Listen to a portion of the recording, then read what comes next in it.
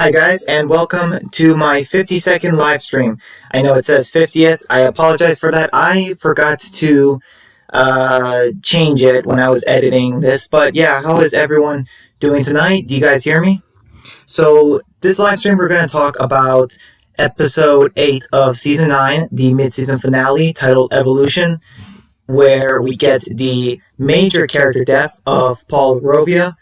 So, anyways, let me see if I can. You know what? Yeah, let me see if I can just edit that right now, real quick. 50 seconds. Save. Okay, so yes, it is saved. Wait, why is it echoing? Dan, is it echoing?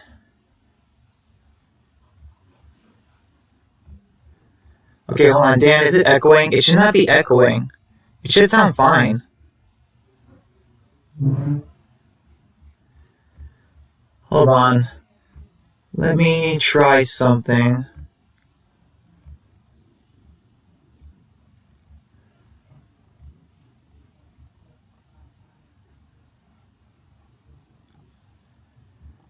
Alright.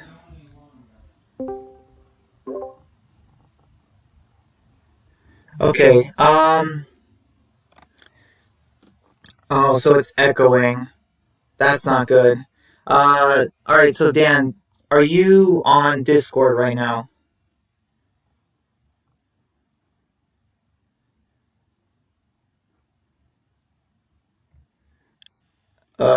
Okay, so you guys know I'm trying to. Wait a minute, no data. That is weird. Guys, is it giving any technical issues or getting any problems? Let me know how it's doing. Yes. Okay. So you are on Discord. Yeah. So, Dan, I accepted you as a friend on Discord. Now I just need to add you in the voice channel. Let me see if I can.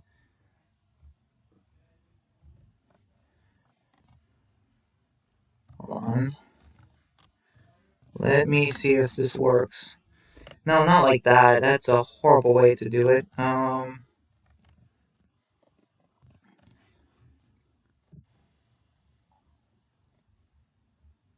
Wait, that's not it. Okay,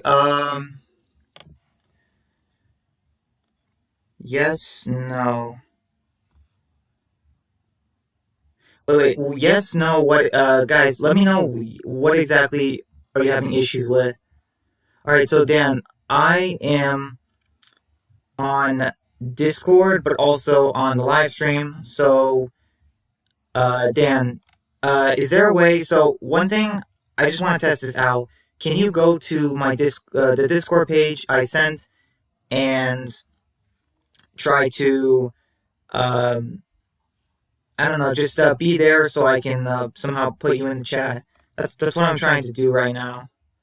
So maybe I just need to. Okay, hold on, guys. I'm sorry. Just please give me a second. No, go back. Okay.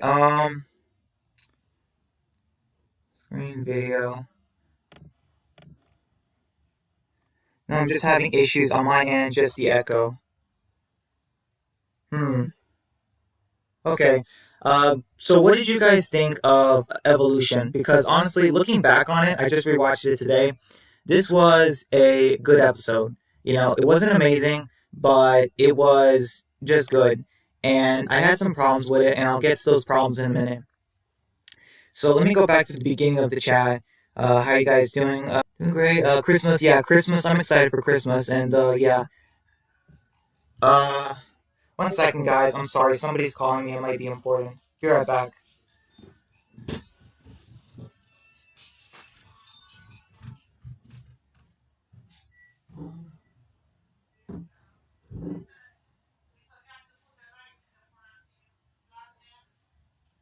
can't right now, but I can do it later. Okay. Love you too. Bye.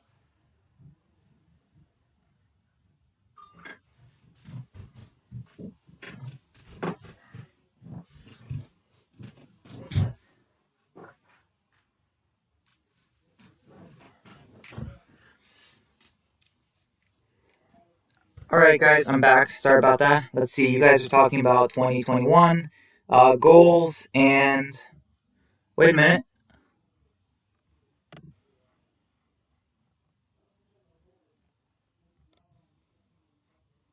Okay, hold on. I see Dan. Now I just need to. Wait, Ratchet? Who's Ratchet? Um.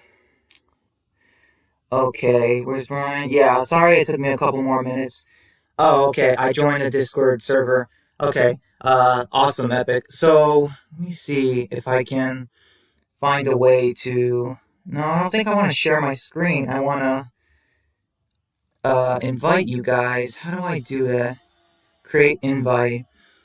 No.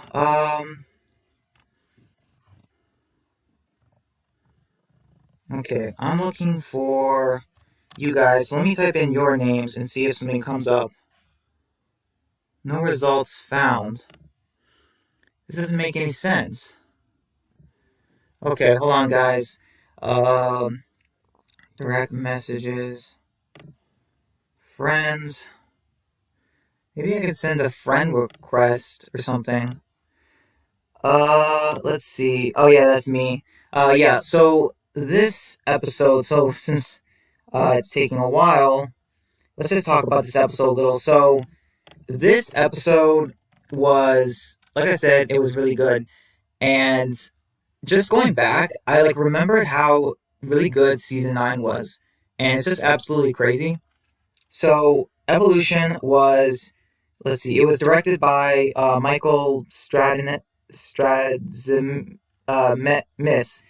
And anyways, so you guys know this is the episode where Aaron, Paul, and Daryl go to look for Eugene, and we also have Henry coming to the hilltop, and we have the whole blacksmith thing. We have him running into the cringy teenagers, and then we have the first sort of appearance of the Whisperers. I would say the first appearance and the death of Paul. So let's see. Epic says Q&A. Hey Brian, which death was the biggest mistake? Killing Carl or killing Madison?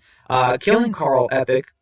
So with killing Carl, there's so many problems with that because killing Carl, the actor wanted to stay, but also they needed the character, and he had so much potential, and it went against the comics big time. Like, it hurt so bad. It hurt the show so bad. For Madison, it wasn't the worst thing ever because we still had Alicia, and like Morgan was kind of taking over the show for Madison. So I would say that yeah, Carl's death is just worse. Dan says, yeah, the feel of season 9 in this episode in particular is so awesome. Yeah, especially the creepy feel with the whole whispers, and you just are like thinking like, are the walkers evolving? Or because Eugene mentions that, and even Rosita, she comes back, she recovers and says that they have no idea what they're getting into. So that is interesting. Start video call.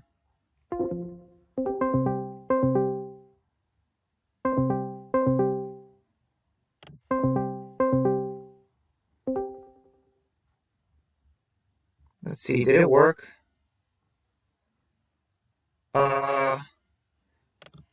Let's see, Dan, did you get a call from me?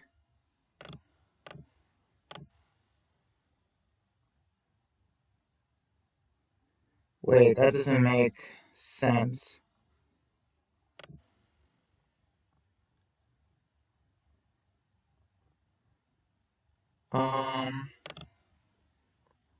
Mute? No, I don't want to mute.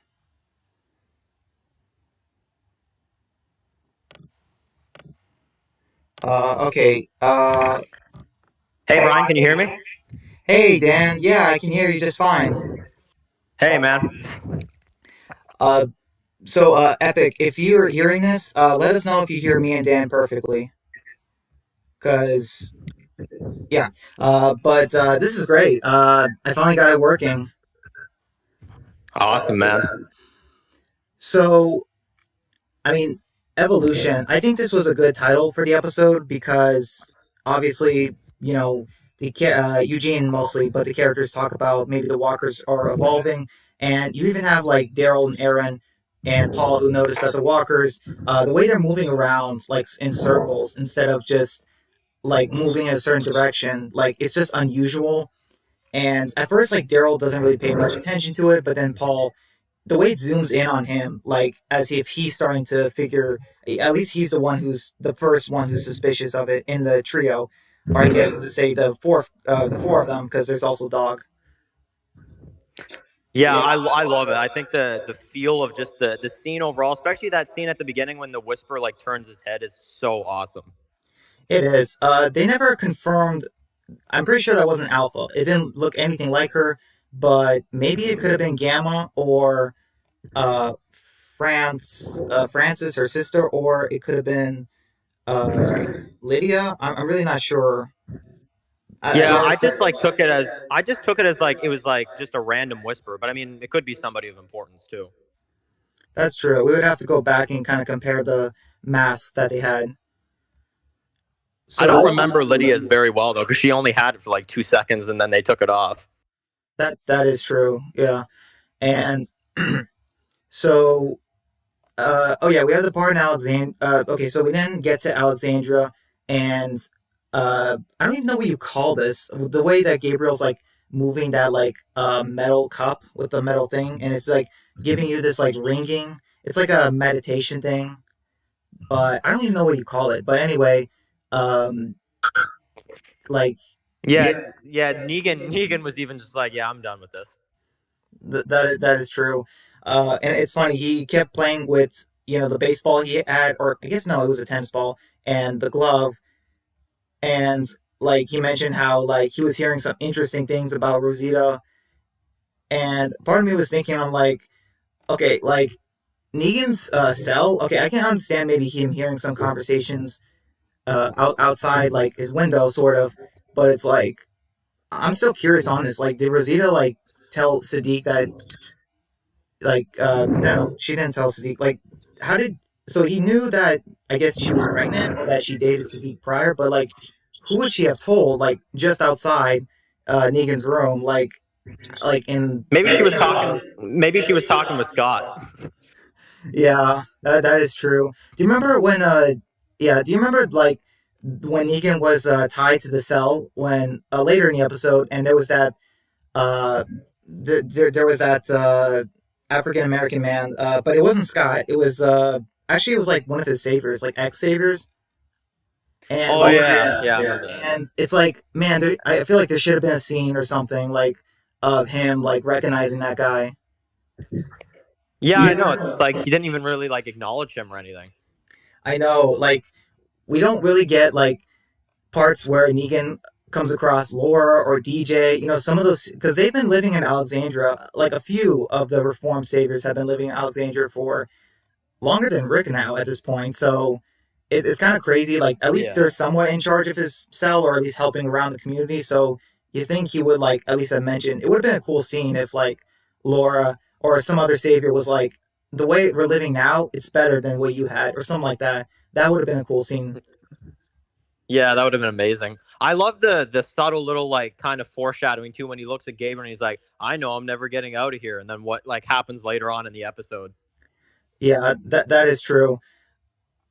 Um, I mean, like, okay, so like in the comic book series, it was Olivia who just, I guess she like double locked it or something or forgot, and but Gabriel just immediately slams it down, slams it in, and I think both versions work. It's just like I could have sworn that other guy was in the room, so now I'm thinking I'm I I, like did he not I also? personally Oh, sorry, you were saying? I personally feel like honestly, like Gabriel, like I feel like that version works even more though than Olivia in the comic. Is like in this version, it makes more sense because he's like distracted about Rosita and he's worried about her, so it makes like a little bit more sense on why he would like mess up on that. That is true. Yeah.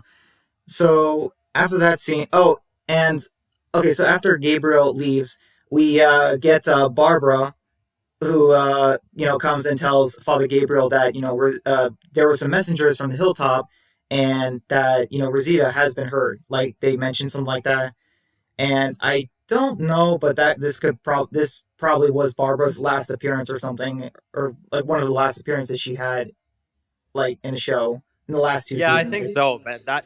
That character is just it's crazy how much she wasn't used.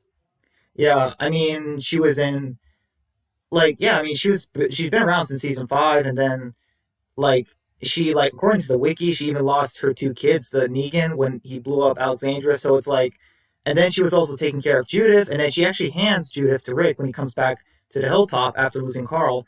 And it's like, if there's anyone who understands how he feels, it's probably her. But she's a minor Yeah. character, so nah, yeah, like you can't have like the great Rick Grimes talking to a minor character over this serious connection they have about losing a kid.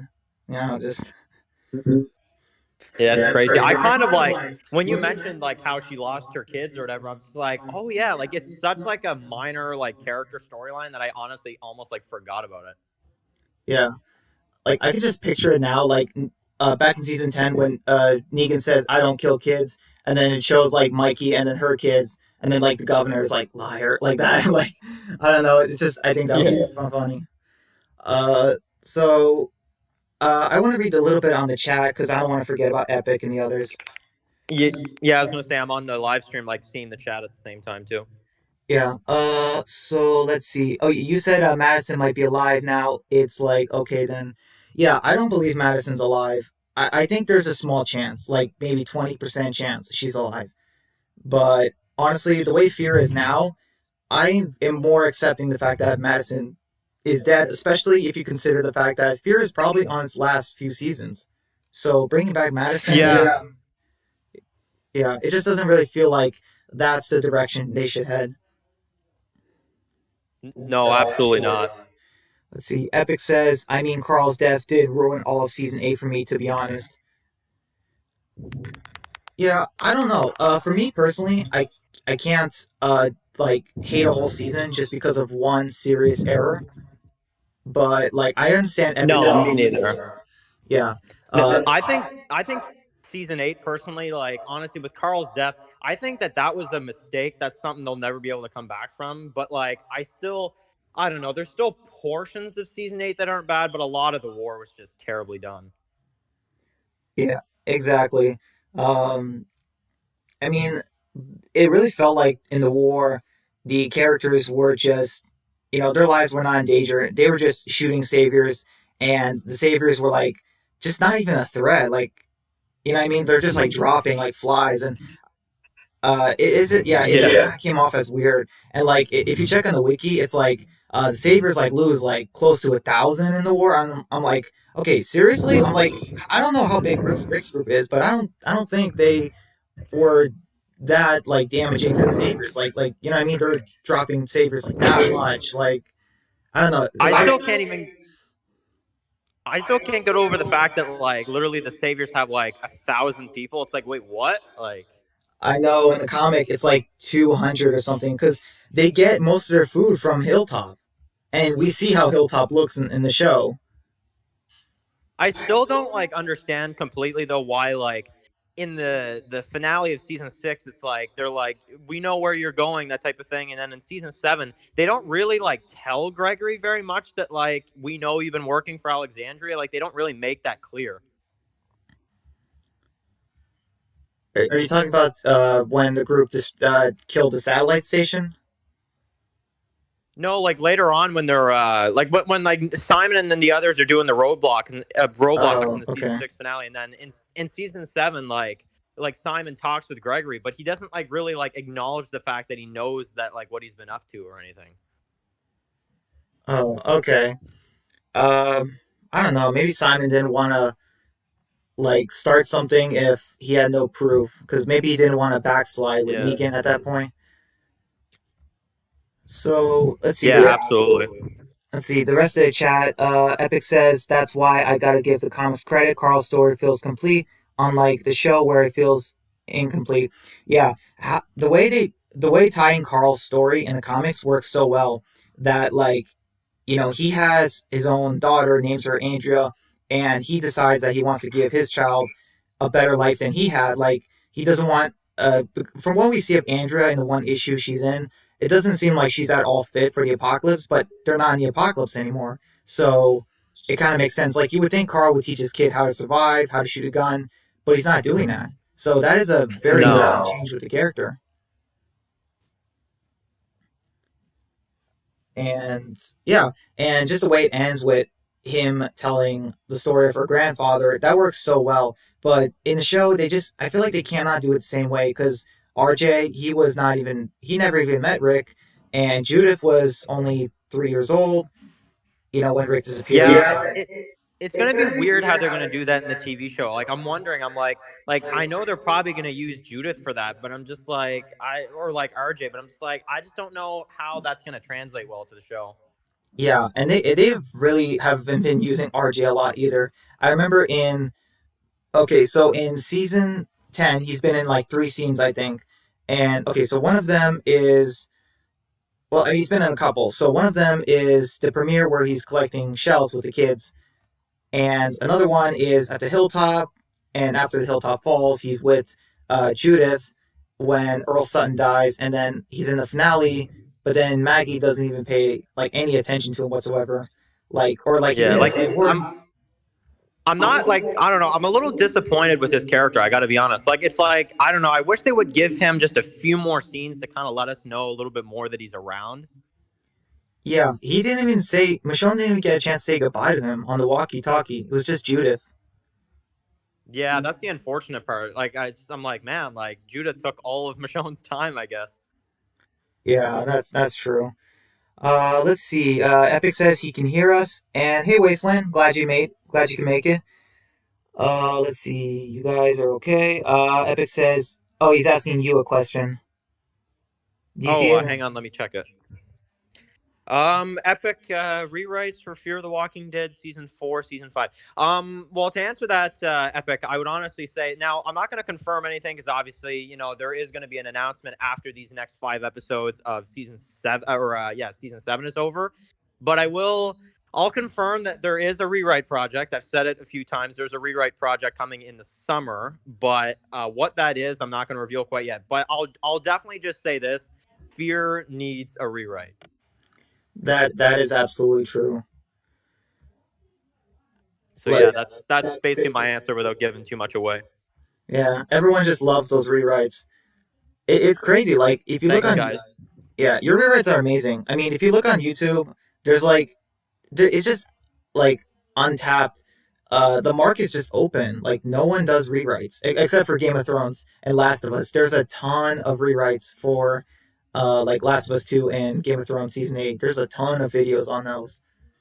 Yeah, the Walking Dead rewrites. I didn't even like I said before in other videos. I started in like July. I just did the first episode, and then out of nowhere, everybody's like, "Are you gonna do these every week?" And I'm like, "Oh, okay." Then I just kind of rolled with it, and then it turned into me writing scripts for it and all this other kind of stuff. So Yeah, exactly.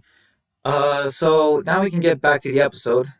So at the hilltop, oh, okay. So this is the part where we have a guy riding on horseback, and he does his best of impression of the guy. The British are coming, but he says riders are coming, and just the way. I found it.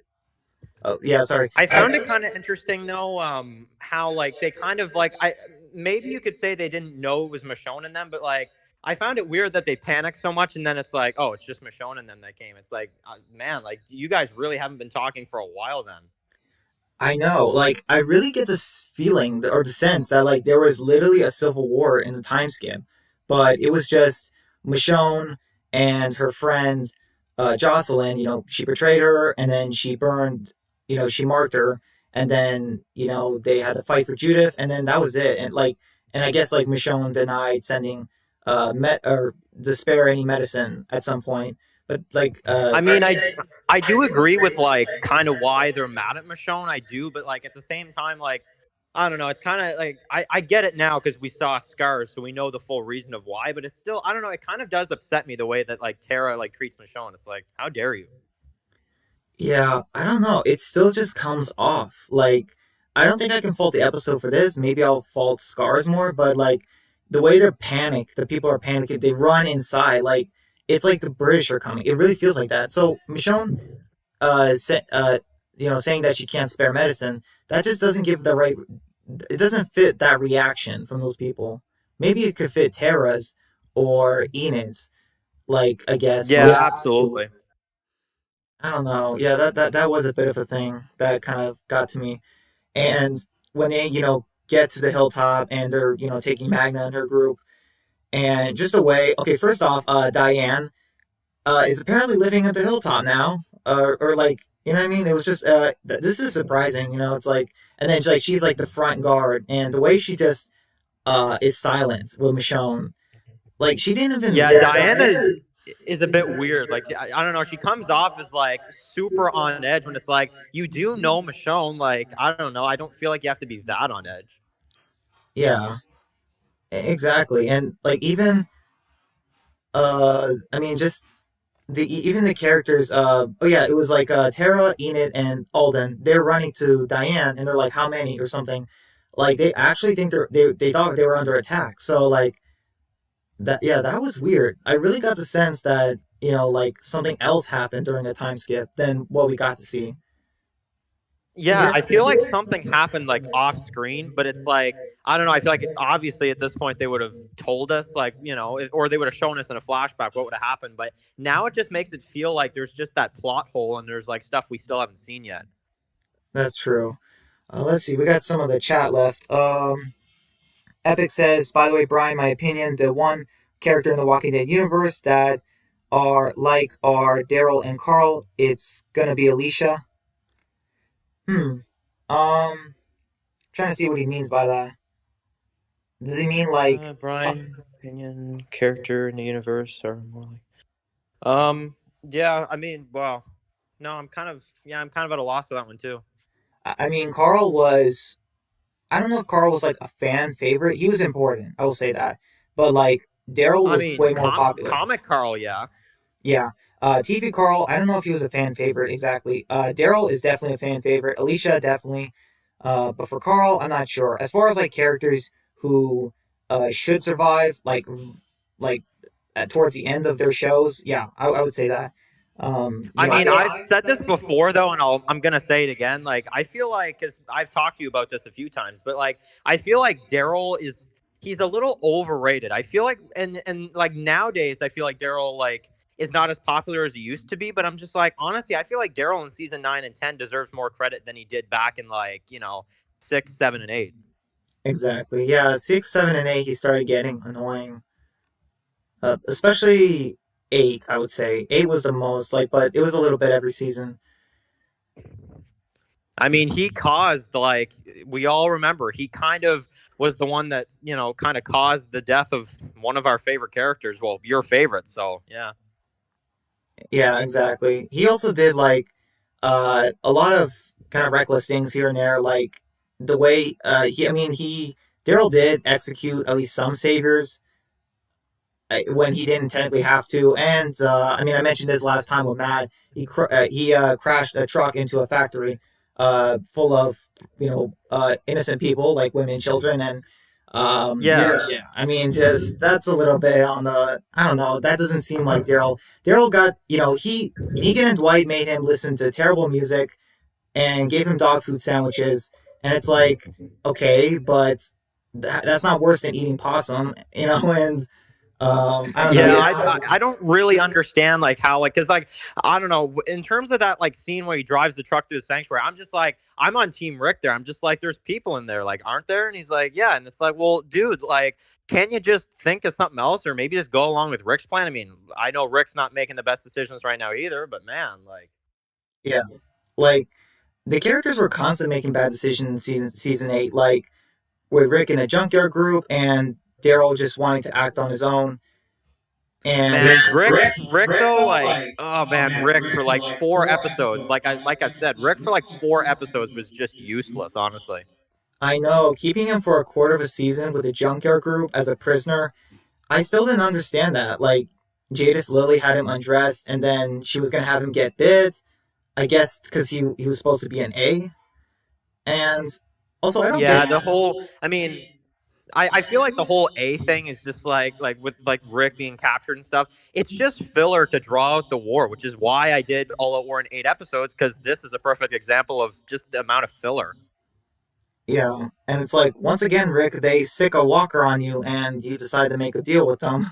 I'm just saying, after Yeah. what was his name, Winslow, I would have made the deal with the Junkyard Group, but then after we left, I would have been like, yeah, I was lying, Michonne. Like I don't trust them because like they asked for guns, a lot of guns, and it's like you guys are not asking for food and supplies, clothing. No, you're asking for guns. That's kind of risky, personally. Like you Yeah, it said, is absolutely. let's see. Epic. He says, "Hey Dan, Brian. My opinion, Jocelyn was the weakest character in the franchise." Oh wow, that is a bold statement. Epic. I mean, Yeah, I mean, maybe not the weakest. Wow, I mean, no, I mean, yeah, she was weak, but I don't know. I just did not like her character. Something about her just did not work for me. hmm. Yeah, kind of. Do you think if you could have tweaked it, what would you have done? Like, they could have really went dark with it. Like, Jocelyn is actually like Michonne's sister, or was Michonne's sister, or um, just some of the things with the kids. So like she wanted to take Judith away because like this place is gonna make them weak, I guess. But they're literally putting themselves in danger going outside the walls. And then after Michonne demands her daughter back, they're willing to kill Judith, and it's like, okay, that so you rather kill her than or no, you rather have her on your side, but then you'll just kill her if you can't. I don't know. It kind of came weird. Like, you know, the children, either she has them or no one has them. It's like, I don't know. That was kind of weird. Well, also like I feel like the not like it's kind of the same topic, but like honestly, like I feel like the whole X scars thing is kind of just put in there to make people guess. Because then when they give them the scars, it's like, wait, why though? Like I don't know. I feel like they needed to have more of a reason to why they did that. Honestly, like I don't know. Yeah. I feel like you can only do something to X scars if it's like torture. But I think they were planning on killing them because they said mark your kill. Like, so that was kind of Well, weird. also, the other problem I had with Scars is that you just like cut to another scene and like Daryl and Michonne are just like out, like they're like they just get away somehow. Yeah, and then Daryl and Michonne split up, and then Michonne is fighting all the kids, getting injured, and then Daryl comes out after it's all over with bloody knives, and it's like, okay, wait a minute, did he kill someone? Like, that was a little weird, and they definitely should have had more people. I think, I don't know, do you think they could have had more people here? Like, Aaron wasn't here, which was kind of weird. Like, he didn't go with them. Yeah, it kind of feels like I don't know. It felt kind of weird having. Well, also what you mentioned before too is like they just like cut over to Michonne killing the kids, but like what was Daryl doing? Like, did he kill kids? Did he not? Like, I don't know. But like, I feel like just having Daryl and Michonne there, like, I agree. They probably should have had like another character there or something, or at least a few more. Yeah, like the legend himself, Scott. His son was taken, but whatever. Dude, that is a perfect opportunity to actually like use that character. Be like, I'm gonna go find my son. I'm going with you guys. But nope, he's got to stay in the background. Yeah, he let a pregnant woman go to find his son. Yeah, Oh my goodness. Yeah, that's just more reasons to dislike Scott. Like he'd be like the man, actor. Scott is just oh. They might be like he's the nicest guy. He's like a Jerry, and it's like no, he is not even close. He's like a Jerry. No, absolutely not even close. Like, man, he doesn't get any screen time. There's so many like fans that are like, Scott, wait, I have to look up who that is. Like, I don't know who that is. Exactly. Let's see. Epic has two questions or comments real quick. He says, "Well, maybe Maggie is similar to Perfect. Alicia in terms of the amount of loss." Yeah, that's true. I mean, all the characters have been through loss, but Maggie had like the highest, like at the beginning of like season 7, and then Alicia had like a lot in season 4. Like, you know what I mean? Like, Man, even I personally feel that like I don't know. I feel like Alicia is the character that is like suffered like more loss too. Just the way they presented it by having like Nick die and then a few episodes later Madison die. It's like man, like you got to feel so bad for her character. I know, like she also lost like two boyfriends in the apocalypse, and only one of them was somewhat interesting, or it could have been a decent character, or I don't know. So yeah, I don't know. It's just I mean, yeah, I mean, everyone goes through loss in the apocalypse, but I mean, except Scott. I mean, he doesn't go through any loss. Nah, man, Scott is man, Scott is just fine. I guess they're just gonna keep him around. You watch, he's gonna go with like Daryl and Carol on their show or something. Oh my goodness, the Daryl, Carol, and Scott show.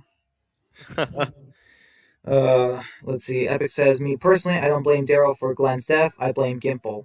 Yeah, Gimple is a big reason. I would say Gimple possessed Daryl at that moment to, like a ghost. He possessed him to punch Negan or something Yeah, like that.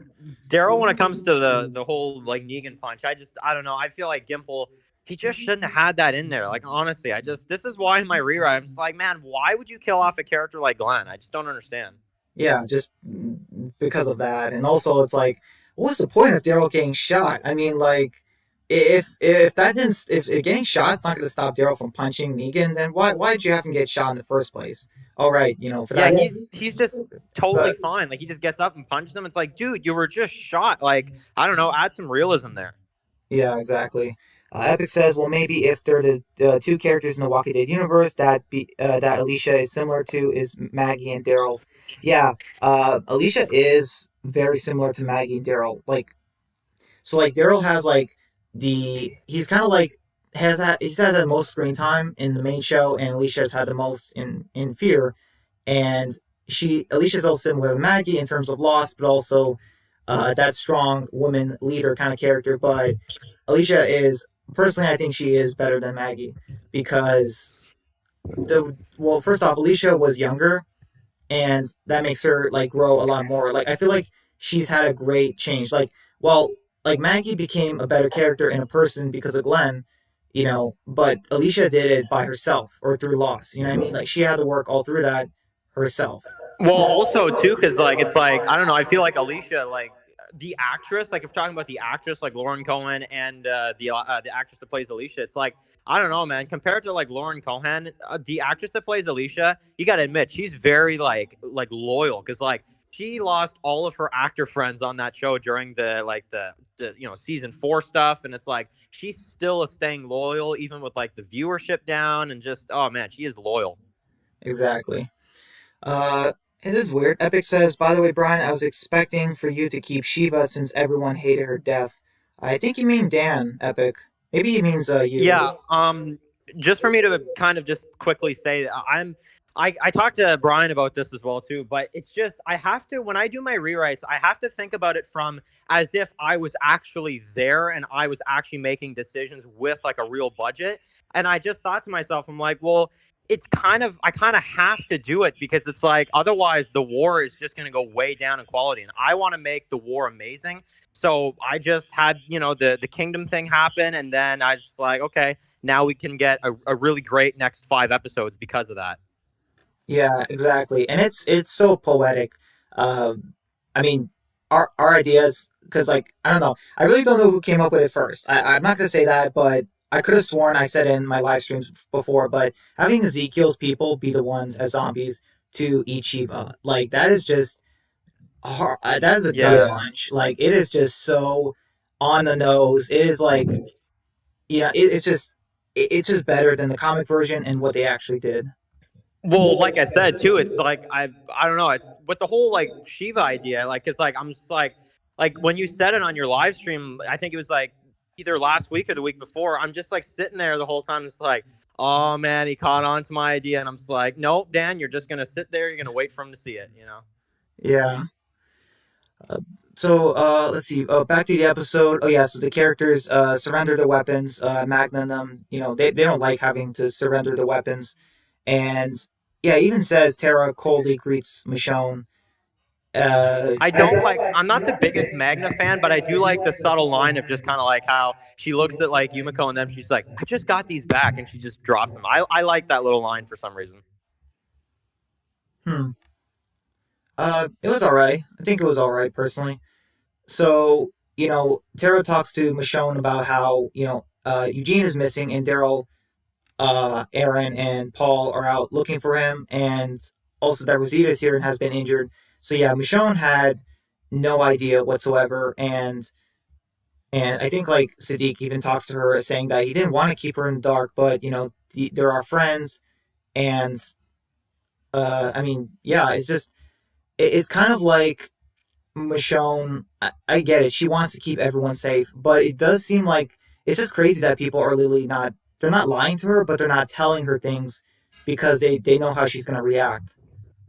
Well, I do like how Carol though does tell Michonne like beforehand. She does say like it's like I like how Carol's the one that's honest though. She's like, well, we really could use you guys right now. Like if there's any way, and Michonne turns her down, unfortunately. Yeah, that's true. I mean, yeah, it's just crazy. I mean, the sanctuary fell, and then the kingdom started falling into disrepair, and then Alexandria and Hilltop, I guess, just decided to stay separate. Because yeah, Michonne even says to Carol that there's a lot of dead between us and our communities, or what I mean. And that's one thing I kind of wish they didn't take from the comics, because in the comic book series they actually had patrolmen, they actually had checkpoints between the communities. That is one thing they took away from the New Beginning storyline. And Yeah, yeah, I I love love how how I love how she said that because she's like, yeah, there's a whole lot of broken world, and it's like, oh man, like if you only knew what was out there right now, like seriously. yeah, exactly.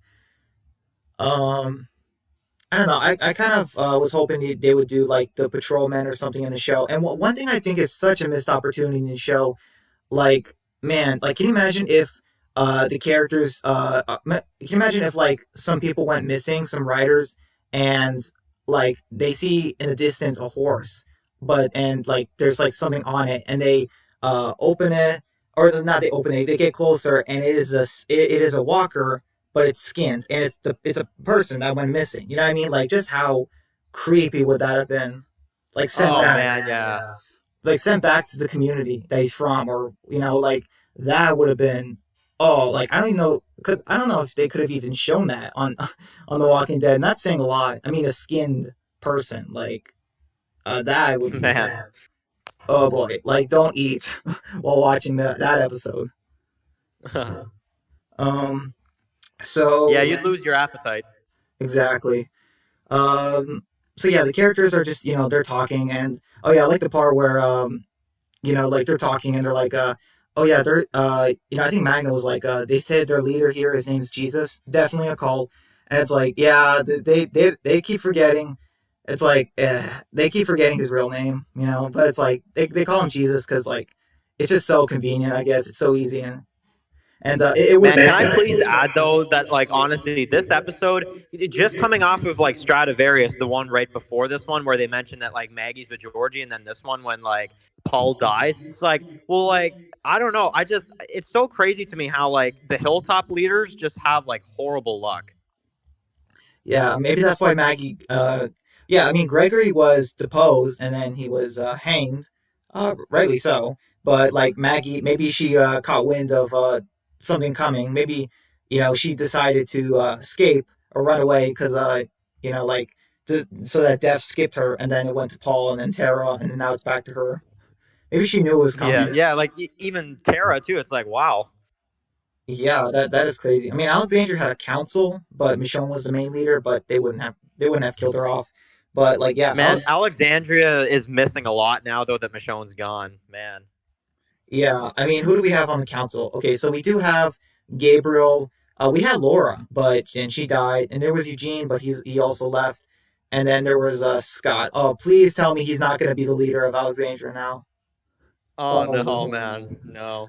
Oh my goodness, that is going to be crazy. Uh, let's see. Epic says. Oh wait, hold on. He said, yeah, he meant to say Dan. By the way, Dan Bryan, do you see Dog going into the Daryl and Carol spinoff, or will he stay with Connie and Judith? That is a great question. And also, Dan, we got some decent amount of Dog this episode, like maybe the most we've ever gotten from Dog, or like Yeah, yeah, I I loved it. love I thought it was really cool how with that scene later on, we'll get to it a little bit more further on, obviously, but like that scene with him and Daryl, like when Daryl's just like, I don't know, he's like, okay, you can stop barking now and stuff, and he just stops. Like he's got him well trained. I love it. Yeah, he does absolutely. Let's see. Oh, so for Epic's question, I don't know. This is a great question. Like, because I feel like with the Daryl and Carol show, Um, I don't know. I think Connie will survive, but unfortunately, like they might not do the relationship between Daryl and Connie, and because of that, maybe Connie will Yeah, stay, and maybe Connie will I stay. feel like at this point they're gonna do kind of like a I don't know. I feel like they may because there's only like what 30 episodes left of the show. That might be enough time to do the relationship, but I don't know. Yeah, I don't know. It would be a short relationship though. I mean, like really short, like Abraham Sasha short. I mean, yeah, Yeah, that was oh man, that was like wow, guys. Like you guys didn't even have a chance like at all to like really have a relationship that meant anything on the show almost. that is true. Like she was with Bob longer. Like and that's crazy. So I think I know some people even I know some people even mentioned too. They're just like, well, wait, why did Sasha like not like freak out as much with Abraham's death like as she did with Bob? It's like, well, guys, like honestly, do you guys remember how long she was with Abraham? Because like really barely any time. yeah, he also died way more brutal, I would say. Let's see. So for Epic's question, I think that since Dog is a tricky actor, I think that he's going to stay with Connie and Judith. Unfortunately, I think so because they might just have Daryl and Carol, riding the bike and like leaving off in the sunset kind of thing. So seeing Dog run after them, the show might not want to do that. Like they A might lot of want to. people think too that it's going to be a search for like Rick or something. Do you think maybe that's what it's going to be, or do you think that like they just maybe think that the communities are safe enough now to where like kind of like how like it is in the comics where it's like there's not even any like walkers around. They're just like okay, you know what, we can kind of do our own thing now or something. Yeah. Here's the thing though, they can only do that if there's a big time skip because they're only 11 years in, and we've seen how much craziness has been happening. There's still lots of walkers, so I don't know, like, because in the comic, it was safe after it took 25 years. Like they have like 14 more to go before like Yeah, yeah, they even man, 11 years into the apocalypse, and Aaron and Gabriel are still out there like getting supplies. It's like, dude, guys, like I would love to know where you guys are finding this stuff. I know exactly. So yeah, I think Dog's gonna stay with Connie and Judith. Like yeah, I mean, Dog is Yeah, he's same. he's incredibly busy. He's working hard, donating to the COVID charities. Helping out and stuff. Dog's just Yeah. amazing, even in real life. Just yeah. Let's see. Epic says, "Hey Brian, Dan, I find it interesting that AMC has been pushing the animals to the background. Why do you think that is? I think simply is because they're just harder actors to work with. Well, Yeah, it I is unfortunate how much they're like barely in like the show though, because it's like, man, like I don't know. I just the amount of dog we had in season 9 versus season 10, it's you can notice a terrible like difference. Exactly. Even Skinmark, he hasn't even shown up yet in this first half, and it's like you really can't have him just in Virginia's room, like just as a Yeah, oh character. man, I was thinking that too. I'm just like, oh, is he in like Virginia's like host or something, and that's gonna be the big reveal? It's like, please don't tell me that's where he's been the whole time. Yeah, that would be funny. Uh, let's see, we got a new person. I mean, not super new. I am Cade. Overall thoughts in season 10. Season 10 is good. It's not amazing. It's not better than season 9, but is an improvement from season 7 and 8. Definitely. Yeah, season 10 is good. I like the second half just personally. I like the second half more than the first half, but I personally feel like the first half, it's like I don't know, it just needed like it needed an extra something. I personally to me, It definitely did. Um, it took a while it's for the war. honestly a perfect comparison for the first half of season 10 would be like you this is I'm just like getting out a random comparison right now, but like imagine you have like waffles, right, and then you've got like just a plain waffle, but you want the syrup on there. I feel like they only put the syrup in the second half of the season. That's just a quick little kind of way I feel about it. Yeah, I mean the first half did have you know really good episodes, but it did take a while for the war to start, and I mean just some of the things like we are the end of the world, like that was a big one. I kind Let's of hated how they did like episode 12 though, because they only had like a few minutes of battle, and then it was just them like talking in the woods. And like, I don't know. I think they probably should have had a little bit more fighting. With the hilltop falling. Yeah, a little bit. That Okay, just yeah, felt a little rushed to me. yeah. That was it was kind of rushed. Let's see. Epic says Dan Bryan. So since Rick isn't in the show anymore, who do you see getting his comic death? That's a great question. Uh, we still have not been Oh introduced man. to Sebastian, but I mean, I've heard some people say Negan, which I'm kind of thrown off by when people say that. But I mean, I don't know. That's the main one I keep hearing, but it's not the one necessarily I could see taking it. But yeah, yeah, it's definitely not going to be Rick. That's one thing, because he's not in the show anymore. no. It's also not going to be Daryl. Uh, because well, Daryl. The main reason is Daryl will have to be sleeping in a bed. Actually, I'm just kidding. Well, not really, but the main reason is that it's Daryl. Like he's not going to get killed by some spoiled brat, and plus they confirmed he's going to survive. I mean, there's a lot of reasons. I So I I think, hate that though, because it's like now you know full well that Carol and Daryl are like safe. It's like I don't know. I wish they just would have said like, "Don't worry, guys, The Walking Dead's ending, but two of the Walking Dead characters will have a spinoff afterwards." Like, don't tell us who it is. exactly. Yeah, they should have kept it. I mean, people probably would have guessed it was Daryl and Carol since they're the last characters from season one. But still, if they said at least Yeah, two characters will leave the story, that would have been interesting. Let's see. absolutely. Epic says, "Hey Dan, Brian, do you see them rebuilding Hilltop in the final season?" I could see it in like the last few episodes. I could see Maggie and Georgie's group, at least some people coming to help her, and then like in the final episode, it's like most of it or it's all rebuilt, like kind of like how it They was. should name an episode Hilltop Reborn. Hmm.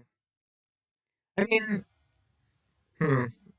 Yeah. I don't know if that wouldn't work as the final episode though. But as far as Hilltop Reborn, yeah, they would have to But no, focus. yeah, like not like the final episode, but like just in the season, like one of the episodes, like if they want to do it, if they want to still take that comic title, but maybe they could change it up. Yeah. Let's see. IMK says, I wish they used Dog in season 10 during Whisper War. They could have done a lot more there. Yeah, Dog really could have helped in the war more. I mean, like, not he did. It's not like he didn't try, but like, yeah, just the fact that he just had a cameo in the finale, next to Judith, it's like that was a little bit weird. Like, I mean, Man, Dog took down a few whispers though in season 9, episode 13. I remember in that one in Choke Point, he took down one or two, I think. But like, man, they could have used him for the war. I know, and they got to use him for more tracking and stuff. I mean, to track Michonne or to track Rick, they got to use him for something. Yeah, any like when they used Yeah, him to track Eugene, that was perfect. Like, because they yeah, never. that was good. He he did a great job at that. I know. There's still there's like several missing characters right now, very important characters, and they're not using dog. Like I don't know, it's a little weird. I am Kate says I would have ditched the cave crap. I don't know. I did like part of the cave. I did like some of it.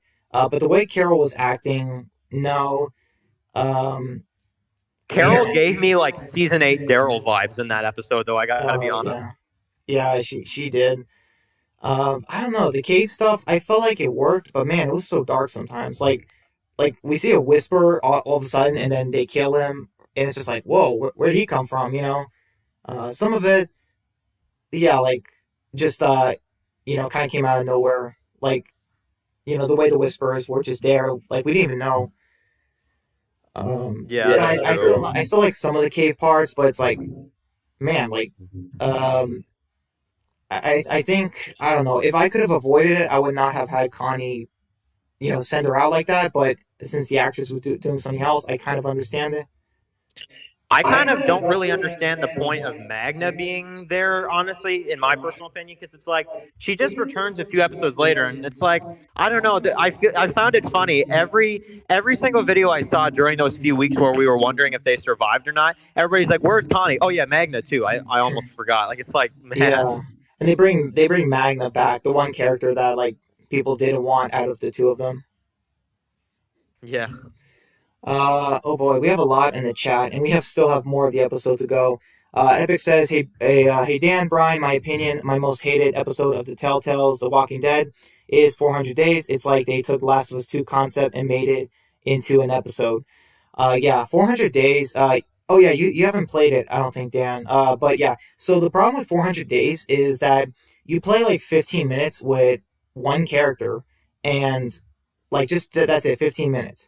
And after you play all those stories, they meet up at some point, and then at your choice you have to make a choice at the end of the 400 days, and whichever characters you make the choice with, they are in season 2, and they only make like a Scott appearance. Like, you know what I mean? They have like literally like 30 seconds of screen time in a 2-hour episode in like the middle of season 2. And like that was horrible because it didn't matter one bit. Like the only one that mattered was actually Bonnie, and Bonnie like was a terrible character, especially in season 2. In 400 Days, she wasn't bad, but what they did with her in season 2 was just terrible.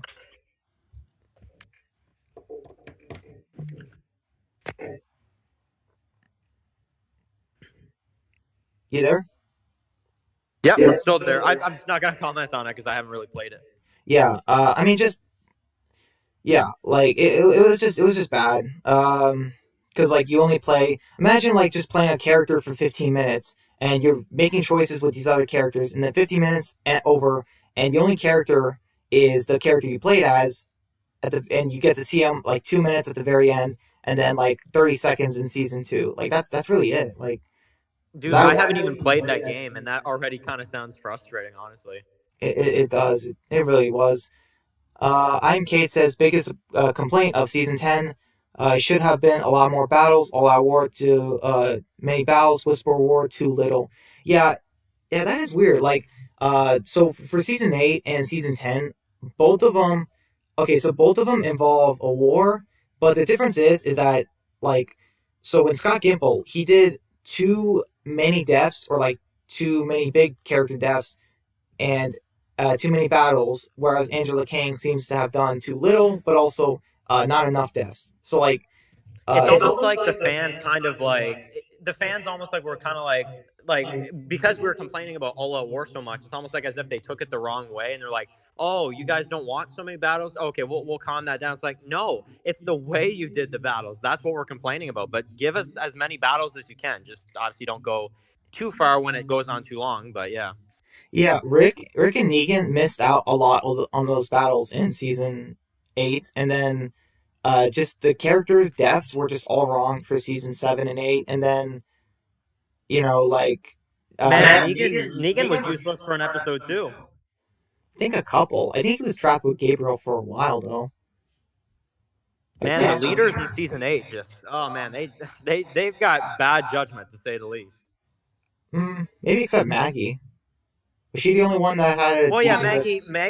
Maggie actually remained at the hilltop and made decisions. But like, man, Rick and Negan, it's like, guys, you're getting so focused on everything else, you kind of forget that it's like, yeah, we're in a war here. That's true. Oh hey, Kate is asking you a question. Oh, Uh, perfect. Hang on.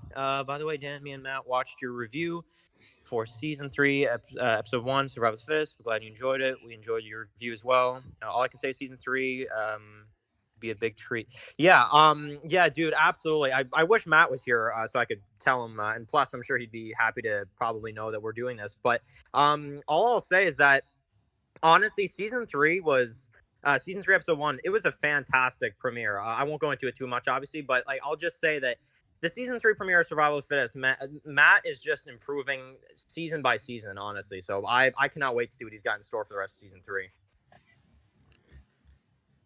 let's see. And oh, Epic says, by the way, what I was saying earlier was AMC used to kill off a lot of animals, but now they are just pushing them to the background. I'm guessing they got a little scared by the Shiva backlash. That is true. And the amount of horses that died constantly throughout the show. But Man, poor horses though. Seriously. yeah, exactly. And like the fact that like only one character in the Walking Dead franchise gave his life to save a horse. I mean, yeah, we all know who it is. Yeah, that's true. Epic says like They spent that whole episode hyping those characters returning in season two, and it's just a waste. Also, season two ruined Bonnie's character. Yeah, it did. I don't. I remember, Dan. I believe that in Bonnie, your version, she drowned. Yes, I was man that completely threw me through a loop though because I don't know something about season two. It just man, it killed off so many characters, and when that happened, I was like, okay, okay, then I okay. Yeah, season. Yeah, I mean, we discussed it. Season one killed the right amount of characters, maybe a little bit too much, but it was still for the most part perfect. And then season two killed off way too many, and then season three like hardly anyone, and then season four the right amount. Because, like, yeah, season two, Clementine literally joins a new group and they all die. Like, literally all of them. And the baby doesn't really count because it wasn't even, yeah, AJ wasn't even born yet. So, just all of them just like dying. And you can't, your choices don't save any one of them, pretty much. And it's just like, wow. Man, Um, it's kind of sad though that like RJ like in the TV show he's not even half as good, not even a quarter as good as AJ. It's like man, I'm not saying you have to make him like similar to that character, but I don't know. I feel like RJ, like his character when they're writing him, they could really learn from AJ from the video game. exactly. I absolutely think so. I mean, like there's a lot just because like whether something is a game or a different show or a movie, there's amazing characters in all Walking Dead properties, and they're very similar. AJ and RJ, they have very similar names, and they're named after their biological fathers. Some people think that AJ is Carver's, but I think he's 100% Alvin's, or and they're both around like the 5 to 6 years old, and just the way they are, like AJ is a great character because like he's so strong, he has so much inner strength, like to do what has to be done, but he also doesn't know what's the right thing to do because like Clementine's telling him how to survive, but also how to do the right thing. But even she is learning, and he's seeing these situations where even her decisions aren't 100% the right thing. So AJ, yeah, AJ believes that Clementine is always right, but when he's seeing her make mistakes, he's starting to think for himself. Like, what Yeah, is? it kind of it's I love the relationship between Clem and AJ because of things like that. Like you just said, it's like he's so back and forth on maybe that wasn't the right thing to do or okay maybe it was like I don't know the struggle that character has in season four is so awesome. Definitely. Let's see. Kate says that season three had the found the perfect amount of battles. I'm guessing it Of was. the Walking Dead. Uh, I I don't know. I feel like season three. I mean, season three had some good battles, but man, that episode and that season finale of season three, such a terrible finale for a battle. It was. Oh wait, Kate says season three of Survival of the Fittest. Season three. Yeah. well, that's really cool because yeah, I've only seen one episode so far, but yeah, I can already tell just by the way the season is like starting that we're about to see some heavy battles. I'm excited. And you telling me right now that like your all time favorite episode is in that season. I can't wait, man. Epic says that is one big thing I noticed about the Whisper War in the show. It was so light, whereas the comics it was chaotic and crazy. Yeah, they did big things like burning down the hilltop, but they definitely were incredibly light with the deaths. I mean, like we get maybe some off-screen deaths with Gage and Barbara, and um, we get some. I mean, we do get some whispers and like Beatrice. You know what I mean? It's just as far as like deaths, that is pretty low. I'm not asking for like a big shocking deaths like we got in All Out War or like the lead up to All Out War, but I definitely think that we should have had some more deaths. We were like thinking, oh, is Gabriel gonna die? Is Rosita? And part of me still thinks like they could have taken out Gabriel. I feel like it was kind of his time because like we're gonna get more of him in season 10C, and I don't know. I just with this new character Robert Patrick as Maze, like I don't think I'm gonna like that story. I For feel like that honestly, like I said in my video today about like the episode of The Walking Dead, the Diverged episode. I'm just like, it's like I'm excited for the Maggie and Negan episode, the Here's Negan episode, but then like for example, like you just said, the episode with Gabriel and Aaron, I just I don't know, like when we're gonna look back on that episode a few years from now, are we really gonna want to sit there and like rewatch it? Because it kind of feels like it's possible we may not. Yeah, I definitely think so too. Kate says absolutely season 3 has my favorite episode today. Okay. Epic says Kate season 3 of Telltale Walking Dead is terrible. Wait, Cade. Wait, Cade. Epic. Who's Cade? I don't know who Cade is. Um. Hmm. Wait. Epic says, oh my bad, Cade. Yeah, I don't know who Cade is. Oh wait, no, he's talking about that Cade. Because like I was thinking like, okay, I'm sorry. Yeah, I thought he meant like a character in season 3. I'm like, no. But Cade is the other guy. So sorry about that. I was a little confused. Um, let's see. Kate says I was meaning the Walking Dead main show for that comment about the battle, and I was answering Epic with the survival of the fittest thing. Yeah, sorry, Kate. That's what I got confused on. Epic says also my opinion: the Negan Beta fight was amazing in the comics. The show it was pathetic. Yeah. I talked about this with Matt. It wasn't even Negan versus Beta. It was just um, Daryl executes Beta. Like that's just really it. Well, my whole thing about that is that it's like you guys both said too, and I'm gonna say it again too. I think that like honestly, they should like the people that upload that scene, like it's like you should just call that like the death of Beta. There's no Negan versus Beta. It's like hey Beta, and then it's like he comes after him. And it's like oh okay bye. Exactly. Uh oh, okay, great. Now we're caught up with the chat. We can finally get back to the episode. So let's see. Awesome man.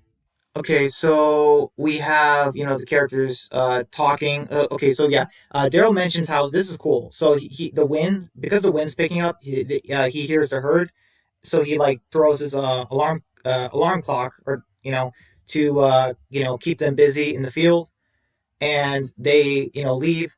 And then so back at Hilltop we get Henry and Carol, and yeah, we get the part where yeah, like so apparently like Henry had a thing for Enid, and I was like, yeah, because I was kind of confused on this, because like I really did not know their ages, like, but like yeah, apparently like Enid was like 23 and Henry was like 17, and I was thinking, I'm like, whoa, I thought Henry was like way older than that. Yeah, my thoughts on that relationship is just simply that it's like, well, okay, so that's fine, but it's like I don't know, it's I feel like the one gripe I do have with Angela though, I love her writing, I really do at a lot of times, but I feel like in season 9, I feel like she did a little less of this in season 10, but in season 9, you've got the most random relationships sometimes that kind of just don't feel, I don't know, so just there's always something off about certain relationships in season 9. Yeah, like Gabriel and Rosita, it still kind of feels off. And like Gabriel's a great character, Rosita's a great character, but you put them together, and it just is kind of weird. And like yeah, I don't think Henry and Enid will work one bit because like I think it would only work if it was Carl. But like Alden and Enid, like that is like I don't know. Like yes, they're both adults currently, but it's like she was like a teenager. You know what I mean? Like I don't know. It's Well, just also, like, I don't know. I feel like they were trying to do with that. Maybe this is what Angela was trying to do, but it just kind of failed. Is that maybe she was just like, well, maybe I could do it to where, because like Enid's supposed to be like the version of like Sophia, like comic Sophia, and like Henry's now taking Carl's like kind of place. So it's like maybe like she just wanted to tease that it's like I don't know, like it's like we know what happened in the comics, but guys, like it's not happening in the show between these characters. The age just doesn't make sense, or I don't know. Maybe that's what she was trying to do. I don't know. yeah. Like I don't want replacement Sophia and replacement Carl to get together. I wasn't I didn't want that. You know what I mean? Because like that would also feel kind of off. But it's like Yeah, absolutely. still with Alden, it's like I don't know, that kind of felt off to me as well. And we have Man, Alden is turning into like the hilltop version of like Scott. Like he needs to do something though. I agree 100%.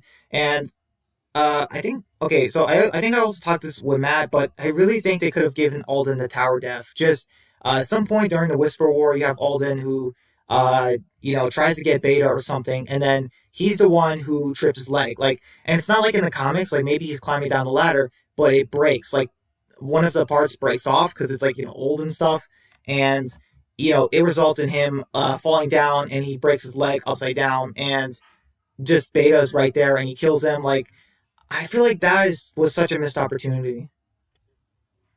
Yeah, Yeah, yeah, definitely. Oh man, so, that in particular was a huge missed opportunity.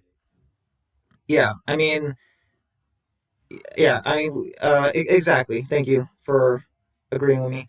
So let's see. Okay, yeah. So he says goodbye, and then okay, yeah. So we have Negan who is taunting Gabriel about cleaning up his mess, and then Gabriel is just upset, and he just leaves Negan, and then obviously like uh, Gabriel did not lock it, and it's kind of weird. Like he says that I can't leave to check on Rosita because I have to watch you, and it's like, well, I don't know, Gabriel. There's still plenty of people who could watch him. Like it's not There's like a bunch of random Alexandrias that are up for probably more screen time, but no, I guess you got to stay at Alexandria. yeah, Gabriel's the main character. Like Gabriel's probably thinking like I'm the only main character in Alexandria now, like inside Alexandria. So like it has to be me who stays to watch you, because like an Yeah. extra doing it's not gonna work. So we have yeah. So at the hilltop we have Henry meeting the teenagers. I don't know.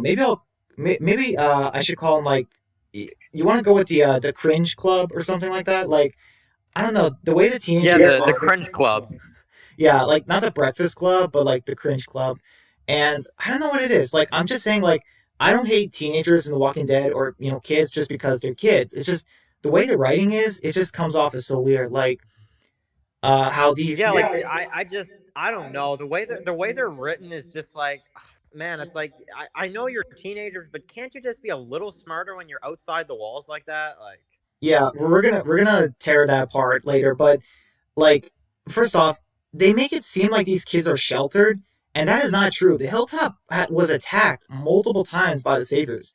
These kids should have their own personalities. They should be interesting, and I don't know, just something like because, and I don't know. They also, I guess, they don't really have any parents either. Like, but they're just, they like to joke around. well, Well, yeah, yeah. And it's like, wait, so exactly. Like it's kind of like oh like well like I feel like them on the pikes like when their heads were on the pikes I'm just like oh all right well yeah, that's two other people yeah, that really didn't make an impact. yeah. I would have said something like, Alpha, you missed one. Yeah. Yeah, Gage. I mean, come on, like that character has not. He had like one appearance, I think, in season 10. That was it. Yeah, it was with that Lydia thing, and then he just was like gone. I'm like, oh, all right. yeah, and oh yeah, and he was also fighting the walkers with Laura in the Oh premiere. yeah, that's true. But yeah, just they could have worked out the teenagers much better, like how they was in season 4 of the Telltale game. Like these kids, like just have their own personalities, and yeah, I mean exactly. I mean yeah, we talked about enough. So in the infirmary, we have Sadiq talking, and we have Rosita who comes too, and she's saying that they have no idea what they're dealing with. So that was really cool. So I guess like Michonne just leaves by herself because that we see Michonne later uh, go to the gate with Eugene when she helps them. So we have okay, so they find Eugene, and this is why Dog works so well because he actually like smells Eugene under, and Daryl gets a sense that okay, Eugene's under there. Like that's how good that Daryl and Dog work with each other. They just know. Yeah, I like also how when Eugene because like Eugene like when he's like found, I like how the little detail of him being like they were whispering to each other. I'm like, yes, man, that is I like that scene. Yeah, Josh McDermott did a great job, like showing the fear, and like Rosita wasn't terrified, but like Eugene was. You know what I mean? Like that fits with their characters so well, and just the way the characters. Well, even Rosita kind of worried a little bit when she's like, Eugene's still out there, and they're like, no, they can't handle it. They have no idea what they're getting into. She kind of did, but Eugene was like far like worse. Exactly. So then we get to okay, wait, wait. So the Whisperers have somehow found them in the barn, and I love this tension because I think Paul or Aaron was like, okay, there's no way they found us again. Like, and this works so well because with walkers, you just have to get out of their line of sight a little bit. But for whispers, they see you head through a street and or a building, or they see a building and they decide to check it. Whereas walkers, they don't decide to do that. At least not always. So that works so well with whispers because the characters are just like, okay, how are they always on us? Like there's this the music is so well done and the tension. You really feel like that there's a ticking clock with the walkers, like in the Yeah, I early. know. It's the tension as you see like the herd after them, and then it's like they definitely shouldn't have followed us back this way. It's like, man, like I don't know. Just like being a comic reader and knowing what's coming, it just makes stuff so exciting. Yeah, exactly. Hold on. I gotta catch up with the chat. Kate says, "Sorry, I confused you. I should be more specific." No, it's all right, Kate. I just read it wrong. Epic says, "Dan and Brian, like, I'm so pissed that we never saw Negan bash Beta with Lucille and get her smashing to bits in season 10. Yeah, we never got the Lucille death. Like the We never proper. got Lucille in general. That is true. Well, I mean, Gimple, chose to have the characters leave her in the field to become plant food. So, but yeah, that I that hated was. how they set up like the whole like Michonne's like Negan, we don't have your bat. It's like I liked how they set that up because at first I'm like, okay, give it a few episodes, they're probably gonna reveal it. But it's like, no, it never happened. Like, and now if Negan gets Lucille, be like, okay, where was it? Like, so now at this point, I feel like it's not gonna show up. It'd be crazy. If they introduced, they should have brought it back in season 9, like or something like that. Like imagine, Maggie when she wants to kill Negan. Like people are wondering where Lucille is, and then Maggie's the one who pulls it out from a drawer or something, and then she's going to kill him with Like it. in the Like, new episode or something. Like in the new episodes coming up in February. I mean that could have worked, but I guess I was talking about instead of the crowbar in season 9, like she has Lucille. Oh yeah. That would have been, Oh. I don't know. I think that would have been really cool. Like the characters. That would have been so cool if she went in there. But don't you think that like if Maggie went in the cell though and she had like Lucille, Negan would like try to attack her or something if she had Lucille? Yeah, that is kind of true. I don't know. It's something. Yeah, you have to work a way around that. But yeah, like I just feel like that's so poetic or something, or like that would have just Yeah, been like absolutely. so interesting. I don't know. Maybe introduce that guy Isaac or something earlier, and then maybe have him be Maggie's bodyguard in that scene, or I don't know. I really have no idea. But Man, Isaac would have taken Negan down though, because man, so far of what I've seen from Isaac, it's like, wow, don't mess with that guy. yeah, great character entrance. Let's see. Kate. Even though we still need to see his face. That's true, and it's not Dwayne, and it's not whoever. I'm sick of those theories. I love Movie Idol, but man, that was like what he made a whole video on that. I'm just like, okay, like I love your videos, man, but come on, please, like, don't bring that one up. Exactly. Movie idol. He does too much. Like Madison is returning, or Rick possibly returning videos, and I don't know. It kind of does it too often, like about characters returning.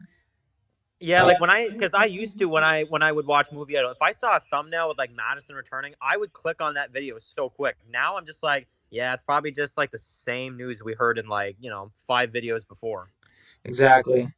Let's see. Kate says, "I just think that Henry was crushing for Enid." Yeah, Henry was. Yeah, he liked older girls, I guess. I mean, I guess there wasn't a whole lot around. Like it's kind of crazy. But yeah, like I mean, Enid is, yeah, I can understand having a crush on her. Like, but obviously, if Alicia was there, oh boy, she would be the talk of the town. Center of attention. Yeah, she would exactly. She would be the center of attention. Like no one would pay attention to characters like Enid or Addie. You know what I mean? No. Let's see. Epic says that's my favorite part of the Whisper War in the comics. It's so iconic, and the show just skipped over. It's very frustrating. I don't know. I don't think the show skipped over the Whisper War stuff. I just think that they didn't do enough deaths. That's one thing. And as far as like the Lucille, uh, I don't know. Like I could still, it's still kind of, it's not terrible, but yeah, having Lucille back maybe for the Whisper War that would have been great. Yeah, you know a war is like not exactly like perfect when you can have an episode with Michonne that you just like cut off from the war completely just to have a Michonne episode. Yeah, I don't know why they can't just take her scenes and put them in each episode through the war or something I like would have that. rather that and also cut out a lot of that Virgil stuff because Virgil for me just does not work well as a character. He really doesn't. I can't understand how a person can survive 11 years in the apocalypse and still struggle with killing a walker. Unless they're a kid like RJ, then you have no excuse. I don't know if this is like an unpopular opinion, but I'm honestly, I think I've mentioned this a few times before too, but like, I am not a big fan of the even like the actor that plays Virgil. He doesn't sell it as much as I feel like he should, but maybe that's just me. Yeah, I don't. Yeah, I kind of agree. It just seems like they had, this random role and they just took whoever could play it rather than took their time casting him. Oh boy, we got a lot from Epic. Hey Brian and Dan. Also, I'm kind of bummed we never got the lineup or the line weight until Carol gets a look at you in the show. Oh, okay, after he killed Alpha. Yeah, I don't know. It's not the I same. kind of like that the took you long enough line though, honestly.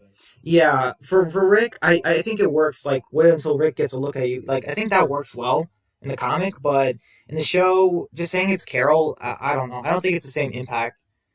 Uh, I actually, yeah, like I don't know. I feel like the whole took you long enough part. I feel like that works for the show, honestly. it does. If we had Rick, they should have kept it like the comic, but without him, I understand the change. Epic says Yeah. I'm also pissed that they skipped over the water tower death. Yeah, that was a big mistake, missed opportunity. You could have given that death to a lot of characters, Alden, Scott, or Gabriel, preferably the Episode first two. 15 was so anticlimactic though, not having that death because I was sitting there waiting the whole time. I'm like, okay, there's only a few minutes left. Like it's not happening, you know? Yeah, they should have had it like at the very, very end of the episode. Like the character who gets that death just dies right then and there, and then the whispers are walking, and then it ends. Like we don't even get a second to mourn that character. Like just dead, and then Well, that's how it ends. at least if it was like in the finale, but like because like I was kind of like, okay, it's not in episode 15. We'll have to wait, this long wait until the finale, but we'll at least see it then. But I'm like, wait, no, we didn't. Like I don't know. Yeah. Epic says there are also so many moments in the Whisper War in the comics that they didn't do in the show. And you say, hey Brian and Dan, between comic Lydia and TV Lydia, which version do you prefer and why? Definitely TV Lydia. Comic Lydia was, oh boy, she was something else, especially with Carl. The whole eye thing, I'm just like, Oh, no. I feel like Cassidy does a great job. Honestly, I would say that she takes the cake for me. exactly. We didn't need to get that moment. Even in the comics, when I read that, I had to put the comic down when I read it. I'm just like, wow, Kirkman, oh boy, like just I knew it was Oh, going to translate in the show, and I'm kind of glad they didn't do it. Because well, that's also because it was Henry too. So I feel like they almost tried to adapt it by just having the worm thing, but it's like, guys, thank you because that is a lot like way tamer, honestly. oh the warmth. Oh, like I mean, yeah, it's a lot tamer.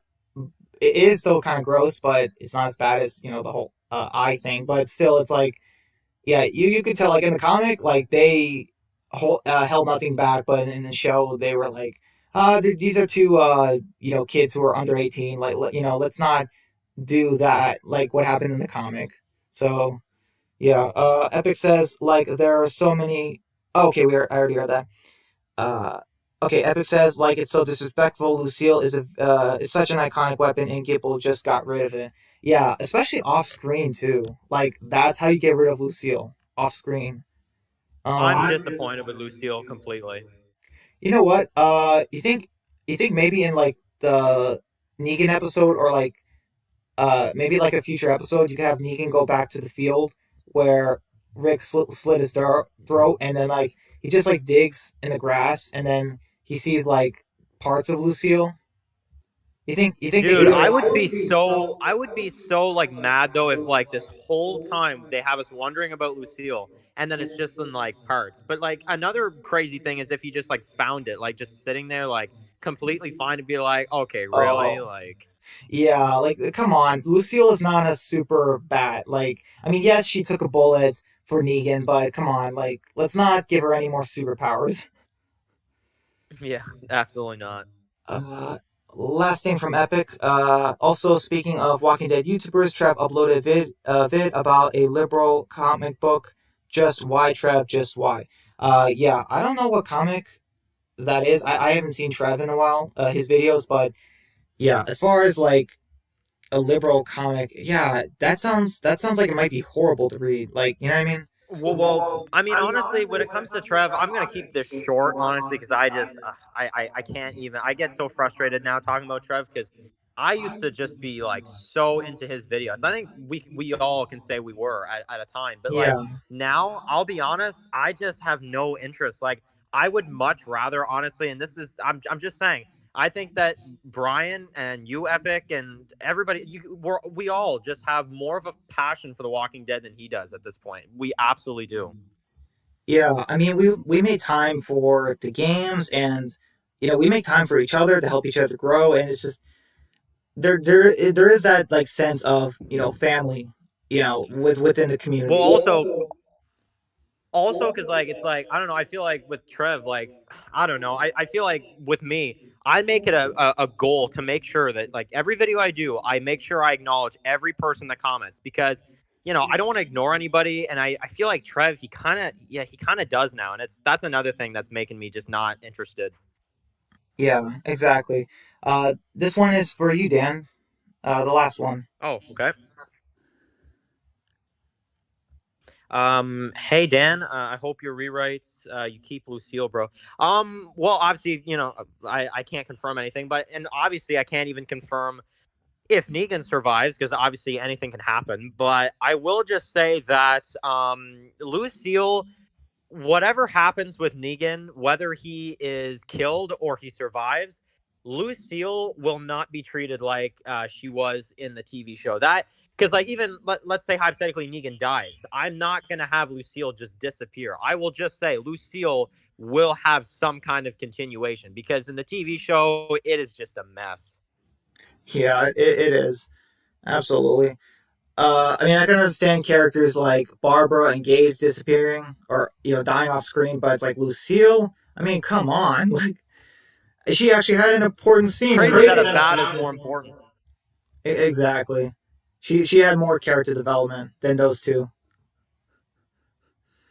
Um, okay, yeah. So here we get to the really cringy part.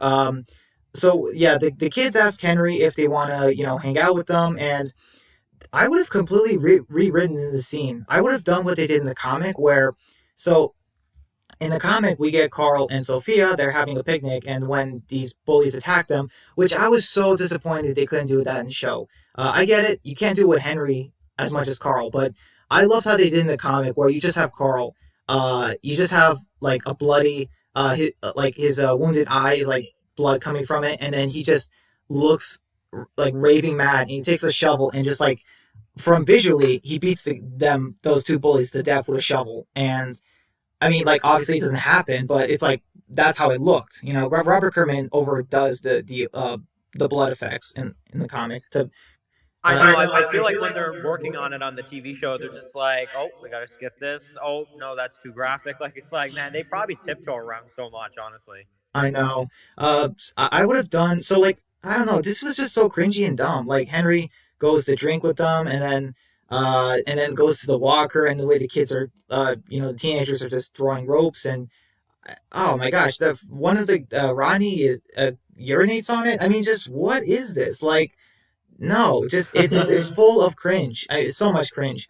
And I would have done it differently. I would have had maybe something different, like in the comic, where maybe Henry gets them to stop picking on a kid or something, or maybe they trick Henry and leave him in the hole, but not with a walker. Like there's no walker in there, or something like that happens, and a walker does fall in at some point when they leave him, and then like he kills it, and then he comes back to Hilltop at night, and you have him beating the boys up, and then that's why he's locked up. Like I feel like that would have been better than just he got drunk and he puked on a pig, and Tara's boots. I mean, like that's why I like in the comic, it was Carl like literally beat them to death, like these two kids, pretty much, and it's just Well, like that's like I feel like Henry honestly like he's just so boring in the TV show. Like there's no there's I don't know. I feel like they really needed to do more of them, and then you can tell like they probably all knew it was a bad idea because like as soon as he did like at least some of the Carl stuff, as soon as that fair happened, man, they're just like, yep, okay, his head's gonna be on a pike. yeah, they needed to give him some more better moments. So like I don't know, do you think that would have been better in my version? Like uh just have it where maybe Henry goes with them so that they don't get hurt or something. Oh, like like don't Yeah, get killed. And I then would personally, yeah, I feel like your way is way better because like it's like I don't know. I feel like in the TV show, the way they did it, like the way you just described it, that would have added more, I don't know, tension for that scene. Because like when I was watching the Henry stuff, I'm just like, can we please cut back to like Daryl and them? Because I have like no yes, interest in the way they're doing it. yeah, like I feel like that's not good character development. It's also not interesting, and I feel like sorry, I feel like if uh they were like actually tricked Henry, pushed him in the hole. There's no walker, and during the night, a walker falls in and he kills it, gets out, and beats those boys like badly. I feel like that would have just been a much better reason to be in the cell than just he got sick from alcohol and just. I feel like that would have just been a lot better, and we would have had a little bit more from Carl, his story adapted. Absolutely agreed, man. So, okay, so yeah, then the character, so Eugene is like really hurt. They're, carrying him, and Daryl doesn't believe about how, the walkers are evolving. And I like that Daryl is the most skeptic, but Paul is the most believing of Eugene, whereas Aaron is in between. He's tracking the herd and says, like, so Aaron's in between. Whether or not the walkers are evolving or not, it doesn't matter. They're here. And Daryl doesn't believe it one bit, and Paul is starting to believe it because it's like, well, the walkers, how are they dead? How are they alive when they're dead? You know what I mean? So like he's accepting the possibility, and it's I crazy. liked how Daryl, though, honestly, is kind of like Daryl's just at a point where he's just like, I've seen so much in this world. I completely believe that it's possible that that is exactly what the threat is that, there's people blending in with the dead. Because I don't think Daryl believes for 1 second that the walkers are evolving. I think he knows he's like, yeah, this many years in the apocalypse, somebody is up to something. Exactly. Let's see. Read some of this chat. Epic says, "Yeah, even make a Pack presents. He's too obsessed with his comic book." Yeah. Let's see. And you say also another Yeah, good. I feel like I don't know. McPath presents. I don't know. I can't even watch his streams anymore because like all he does is like you see a Fear the Walking Dead title stream or Walking Dead title stream, but it takes him like 15 minutes to actually get into what he's supposed to be talking about. It's like, all right, you lost me, and I just click off the video. Yeah, exactly. And sometimes you have to wait like literally like 5 minutes before he reads your question, if even that, or like your comment. Yeah, that's true. Let's see. Epic says also another good Walking Dead YouTuber is Dude Guys. Let's see. He also says, but Yeah, yeah, dude, guys is pretty good. but yeah, it's crazy that us smaller channels are more Walking Dead focused than the bigger channels are.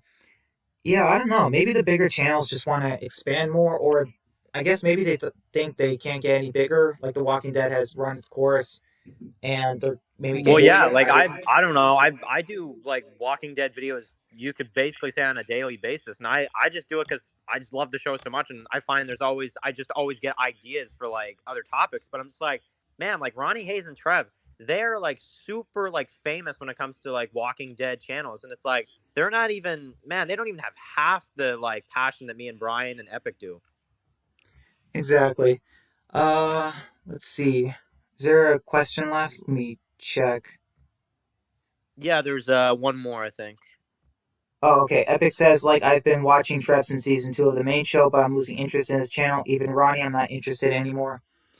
Yeah, that is true. I've been waiting for Ronnie. I've been waiting for him to make the last comic cover breakdowns. Remember those videos where he would take the first 6 issues and then mention how they relate to the issue and how it's Dude, symbolic. those are some of the best videos he has ever done. And I'm like, wait, so you're just gonna end that? Like, dude, like instead of all this like Doomsday Kingdom stuff, like I'm proud that he's made his comic like come true, but I'm just like, can't you finish that series? Because like I don't know, I'm interested in hearing his thoughts on the rest of it.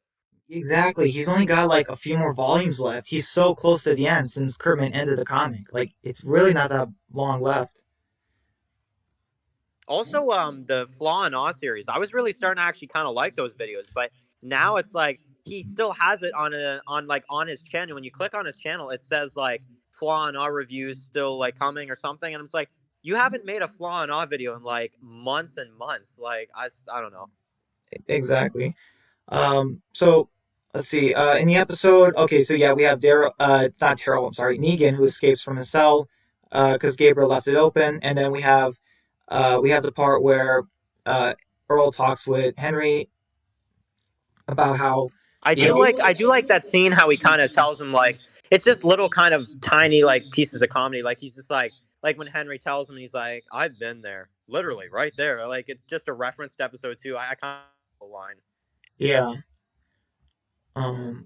yeah, but like I said, man, it just would have been better if like Henry had like maybe blood on him or something, and then like he was there because he beat up the boys. I feel like that would have been better.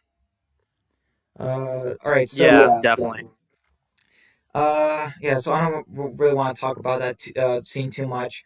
Let's see. So in the woods, oh yeah, so Daryl tries to distract the walkers, and this part kind of confused me because like I thought walkers always follow sound more, and I know the whispers are leading them, but I'm still thinking I'm like, I thought walkers prefer sound over direction or something like that. So I'm a little bit confused on that.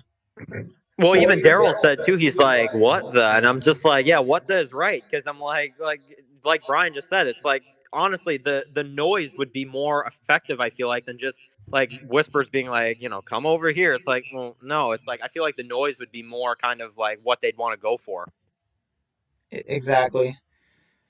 Okay, so we have, oh yeah, this was really cool. So you have Aaron and Paul, they're taking Eugene through the cemetery, and like, it took 9 seasons, but they finally, okay, actually, there was a cemetery in season 4, but we don't talk about that Beth and Daryl moment. Yeah, I don't know, we don't want to focus on that part. This is a cemetery done right in The Walking Dead. Oh Like, yes, absolutely. The fog is an amazing addition. I'll just add. it is. It's like a maze. It's so crazy. And just the way like they're trying to get Eugene up and it's just not working. He's just too exhausted and like he's too hurt. And you have Michonne who comes by herself and then also like Magna and Yumiko show up. We didn't get to see them at all leave Hilltop, so I don't know. That was a little bit maybe that was a little bit weird, but just the way. It almost feels like there was a deleted scene there that like they cut out of like them on their way. But again, though, maybe they wanted to show that as a reveal or something. Yeah, or how they found them. I mean, there's a bit of a, I mean, there's a storm kind of thing, and then we have the characters fixing the gate. They're able to open a little bit, and man, just the way that uh, like Paul is killing the walkers. He tells everyone to go first, and then just the fact that that last walker and the way he ducks and then stabs Paul. I mean, just oh man, it still gets me. Paul's death. It's like he's one of the best fighters, and it's just like the way he goes out. It's not disrespectful because the actor did want to leave, but it's one of those moments where it's like, oh man, it's like as far as like changes from the comic, this in a way works because one, we get a major death in you know what I mean, like at the start of the Whisper, Well, comic. I like this death because it does introduce the whispers and like, oh wow, like they killed a major character. But at the same time, I'm like, I don't know. I just wish the actor would have stayed because I feel like if they could have just listened to him and give him more like scenes like he had in the comic. Yeah, exactly. I mean, if the actor wanted to leave, I think this was the best situation. I couldn't see them doing the Pikes for Paul. I don't think the Pikes work as his death. I feel like this works better. No, going out fighting is definitely way better. Yeah, it is. It is definitely. Um, let's see. And then we have the characters. We don't get much of a reaction from Michonne and Daryl when Paul dies. We get Aaron's reaction, and then like Michonne starts noticing her sword is like has red blood instead of like black or whatever walkers have, and just the way that Daryl cuts the ties and then removes the mask. That was that man. That is well done. Just like the I love creepiness. how the whisper music kind of starts in that scene, like when he takes the mask and he kind of like holds it up, and it's like that really creepy whisper music starts. I'm like, okay, this is a great introduction for the whispers. Yeah, I agree. It's so crazy. In the comic, they used nobody guys uh, to introduce the Whisperers. You know what I mean? Like minor characters. I think it was like Ken and Marco and Dante. You know what I mean? And then some like nobodies who got killed by the Whisperers that were with him. And in the show, you decided to use major characters instead. Do you Yeah, prefer he was that? awesome though. It was a great addition. Yeah, I think so too. The minor characters thing. I don't know. It's just I could see it, but the way the show does it too, it's still good because you kind of. I mean, obviously, you care more for our characters than some new uh beginning people. So yeah, I mean, if like even like Rosita and Eugene, like if it was minor characters that got that scene, it would have been like I don't really care for these characters, but wait, walkers are talking. But when it's like Eugene and Rosita, then it's like whoa, because you're there with them. Yeah. Let's see. What else? Oh yeah, Epic says Dan and Brian, do you see Kermit making any new Walking Dead comics, or is he done? I think we're gonna get. Great question, Epic. I think we're gonna get Clementine Liv story, but I'm not sure how he's gonna do that. I hope it's not just like a standalone one issue again. Like I hope that if he does it, it's going to be an actual like continuation of her story, but I'm kind of concerned on how he's going to tell that story to say the least.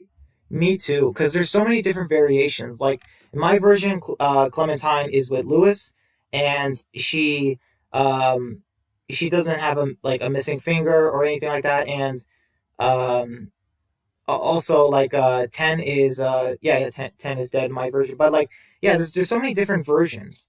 Like like some people chose to be with Violet, some people are not in a relationship with anyone in their versions of Clementine's story. There's so many different variations.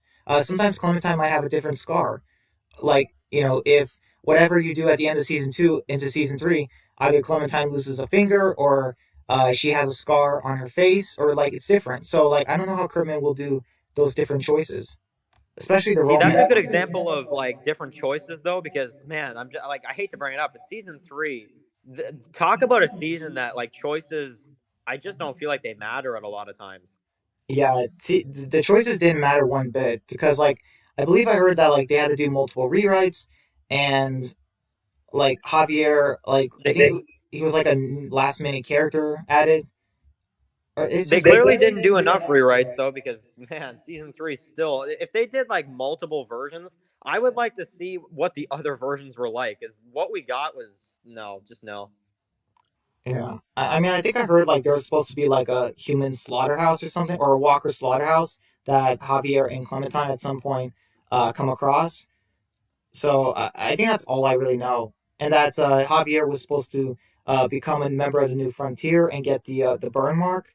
But they decided to make Clementine instead, which I hated that too, because it was like you can literally choose not to become one of them, and the next scene, Clementine says, "I join them," in the present day, and it's like I just said no to the woman Ava. She was the short um, black woman, bald, in Yeah, season three. season three should have just played out like a TV show instead of a video game. It should have just been like a TV show that you just watch, and then like you could say you play the first two seasons, and then season three it's gonna be like a show where you just watch, and then you'll start up in season four. Like it's like what? Exactly. Epic says, "Hey Brian, no, hey Dan and Brian, do you see Aaron getting Rick's comic death?" I see I see either I see either Aaron or Negan getting that death. 50-50. That is how I I am. I would actually think that at this point, I hate to say it, but because I don't know, I feel like Aaron wouldn't do enough. Not it's not no offense to Ross Marquand. I just feel like Jeffrey Dean Morgan's Negan that would get attention. Like if they killed him off like that, then it'd be like, oh wow, like okay. Yeah. For Aaron, people would definitely be shocked, but more people would be shocked for Negan. if he got that death. Yeah, if they killed Negan like that, I'd be like, oh wow, like because like I don't know, would you imagine if they really try to make people think that it's like it's gonna be like you know something when Maggie returns or something, Herschel will like do something, but then it's just like just it just goes like the comic and he takes that death and it's just like oh okay wow that was overhyped.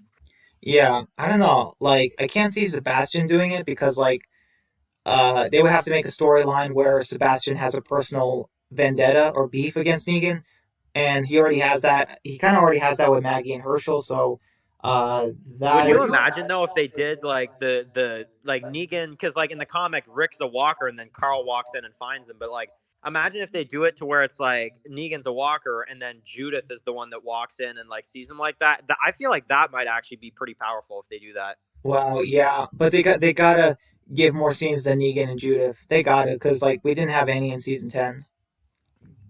Yeah, season 10, man. I'm just like, oh, all right. Well, I guess that relationship isn't as important as we thought. Yeah, that's true. Epic says, "Hey Dan and Brian, I know this isn't a Walking Dead question, but do you guys watch Family Guy?" I used to. I stopped watching a while ago. I just didn't like it. Oh wow, same. I yeah, actually, that's the same thing for me. I don't know. I liked it, but me with TV shows, you gotta hook me because otherwise, I've got like such a busy schedule that I need it to be like a really good series for me to take time to actually watch it. And I don't know, it just wasn't one of those for me. It definitely isn't, Dan. I would say you might get a couple laughs, but it is so painful to watch the series, and not just that. All the characters in the story they die like multiple times, and next scene they're alive again. So it's like the Glenn Dumpster thing, but imagine that like at least once every episode. Like Yeah, that. like Glenn's just like, yep, okay, it's that time of the episode again. I'm gonna go into the dumpster. It's like, okay, no, thank you. Oh no, no, like one episode he gets shot, one he gets killed by the walkers, and third he gets head bashed. Like it's a different. Sometimes it's a different death every episode. Like and then he's back in the next one. Like that's how bad it is.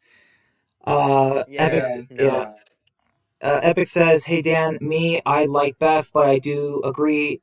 It was super annoying in season 2 how they kept switching from Rick and Shane fighting back to all the women arguing. Yes, exactly. That was you give us one of the best fights in Walking Dead, but you focus on one of the most boring characters. I mean, yeah, Beth is she wasn't a bad character, but she was still so new, and she wasn't really interesting or relatable at this time. well, my opinion is that I think that you know I said this too on Matt and Brian's stream too. I said that like I didn't like Beth in season 2 to 4. I'll just be straight up. I don't think that character really worked. But in season 5, I was like, oh, I actually kind of like her a little bit. Like what is going on? And then she dies. But when it comes to the whole Rick and Shane thing, man, I just found it so frustrating, honestly. Yeah, like all this like excitement over the Rick versus Shane fight, and then you get like, oh, we're back to Beth. Uh, Yeah. Epic says, "Me, I blame Gimple for why Jesus died. Like, why introduce him only to underutilize him in 7 and 8? Why Gimple? That's simple, Epic. Gimple decided to introduce Oceanside, Jadis, and Junkyard Group, and just so many other characters that we didn't need. And because of that, they really had to put Paul to the sidelines, and that was such a shame. Yeah, like, well, also because like I feel like you guys are probably going to be wondering too. It's like, well, Dan, like you've done 3 episodes of your rewrite so far, but Jesus, like hasn't really done all that much. And he did kill that one guy though, obviously. But like the thing about it is that a lot of the stuff with the outpost, I'll just let you guys know. A lot of that I focused on kind of other characters, but I'll just say Jesus has some parts in the war that is coming up that you guys are really gonna like. I'll just say specifically in the later parts of the war, you guys are gonna be like, okay, like Jesus is like one of the best characters. I'm not joking. You guys will say that at some points. Yeah. Um, like they even cut that speech from the comic where Paul even tells Rick like, "Hey, listen, Rick, you can't go after Negan like reckless. Like you make this happen. We lose you, and this falls apart." Like I think he said, I don't remember how he said in the speech, but it was like right before All Out War started, and it was something like it wasn't like the world needs Rick Grimes or something like that, but it was close. You know what I mean? I trying to Yeah. remember. I don't know. It was like something like you are the leader we need or something like that. It's just like it was such a powerful line. Like Rick and Paul in the comics, they were so they weren't close, but Paul was just so loyal. He was just I Man, mean, I absolutely love how, because like honestly, the comics I haven't read All Out War in a while, but I'll be honest, like All Out War in the TV show, I am so like happy that now like when I'm doing my rewrites, I literally like I haven't read those All Out War comics in a couple years now, and now that I'm going back, I'm like, man, All Out War was like the best part of the comic. yeah, exactly. Okay, so yeah, we pretty much finish the episode because after Daryl removes the mask, we have the whispers, whispering, and it's getting louder. And just the way the group, even Yumiko, she aims her bow, and just it ends it there with like the thunder and the fog, super creepy. Like, I mean that was amazing. And then the episode ends. Yeah, as I mean, as a mid-season finale, I feel like this one hit home a lot more than, and maybe this is, no, I don't feel like this is an unpopular opinion, but I feel like this episode really made up for the other two mid-season finales. Because I wasn't a big fan of Heart Still Beating season 7 episode 8, and also Oh How It's Got to yeah, Be season 8 episode 8. I don't know, this one was, it made up for those other two beforehand. yeah. The last two mid-season finales were so disappointing because just the way that I mean, first off, you have Rosita totally missing Negan somehow. You have the uh okay, yeah, and you have the forest scene where Aaron gets beat up because like he kept that drawing of the middle finger, and it's like why did they keep that? That doesn't make any sense. And then you have the forced death of Olivia, completely random, done for shock value. It's like I just yeah, and then season 8. I mean, you had Carl's death. I mean, that ruined a big chunk of the episode. Because that's all I Well, think yeah, about. because like there's portions of the season 8 mid-season finale I actually, I'll be honest, I do like, and I'll be straight up with you guys on this live stream. I'll just say there are some portions of that episode I do keep when the show will return on January 3rd. But there's, I mean, there's so many problems, and Carl being the main one that like it does take the episode down a lot for me.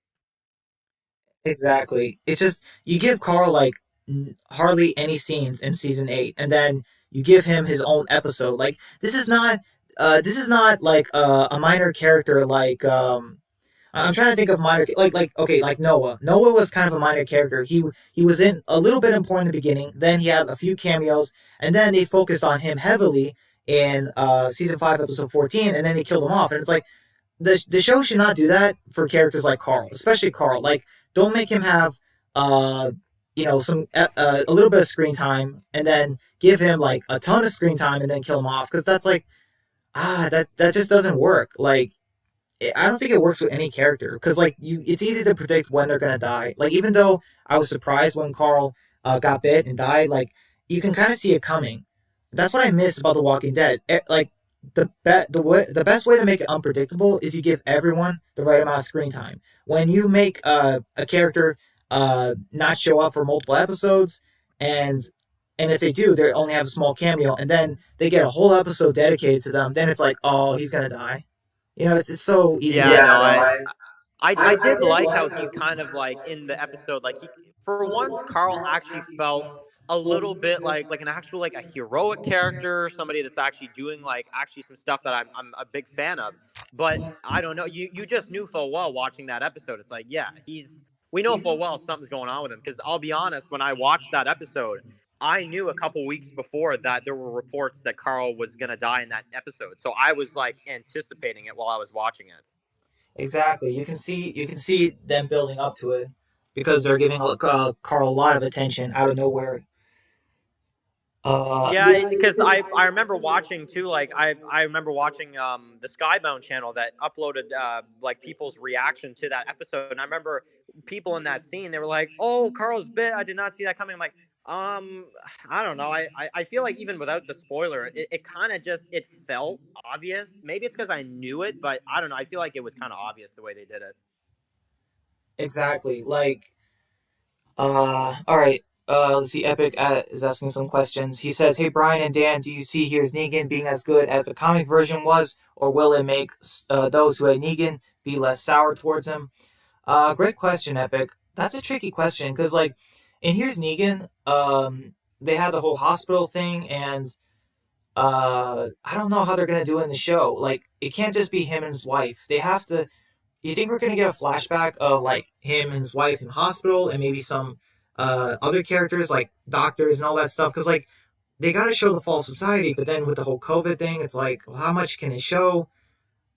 I How, know. I'm kind of concerned that it's gonna feel a little unrealistic, like the way they're gonna do. I hope I'm wrong, and yeah, I feel like they're gonna do something to where it does feel more real. But it just I don't know. If it's just him and Hillary Burton's as Lucille, if it's just them throughout the episode, it's gonna kind of feel like, well, did we really need to see it then? Like I feel like there's got to be more to it than that. That's kind of where I'm at. yeah, I want to see a little bit on the fall of society through Negan's eyes. Like for the hospital stuff, just have everyone there wear masks except maybe Negan. Like that's really it. Like the hospital, everyone in the hospital is wearing masks. You could just have Negan not wearing one. And just you could just show the outside chaos, panic, and all that stuff, and then show people running in the hallways. And like, there's not, like there's a way to work around that. I feel like those will be fine. Negan just sees people running in the hallways. I feel like that would Oh, be fine. definitely. I feel like the way they're doing it now, like with the whole the whole hospital thing, like if they go that route, Brian, I feel like honestly, if they do that, I feel like there's no reason why they couldn't, because it's like I don't know. I feel like if they just like I said, if they just do him and Lucille, I feel like everybody's gonna be like, okay, all that build up, we're finally doing a Here's Negan episode, and this is what you give us. Like it's like they kind of have to do it. I feel like. Yeah. Also, I just know Negan's first group is gonna be so small. The Saviors. There's gonna be like three guys maybe, like, and it's gonna be like, it's not gonna be like how it was in season 7 and 8 where he had like 1,000. It's gonna be Man, it's like, gonna be like, how did he go from like 5, 10 saviors to like all of these people? I'm like, it's like, okay, like you gave us a backstory, but I kind of want to see the backstory and how he got all these people. I know he's gonna start out with the smallest group and have the largest. Like he has the largest in like less than 2 years. So yeah. I'm Um. really curious. I don't think they're gonna do it, but I really really wish that they, because we know full well Austin Emilio is not gonna return. But I feel like at least Yeah. I don't know. I feel like Simon. I feel like the actor could be able to return. That would be a really cool surprise if they actually had him show up for that episode. Yeah, I feel like he has to.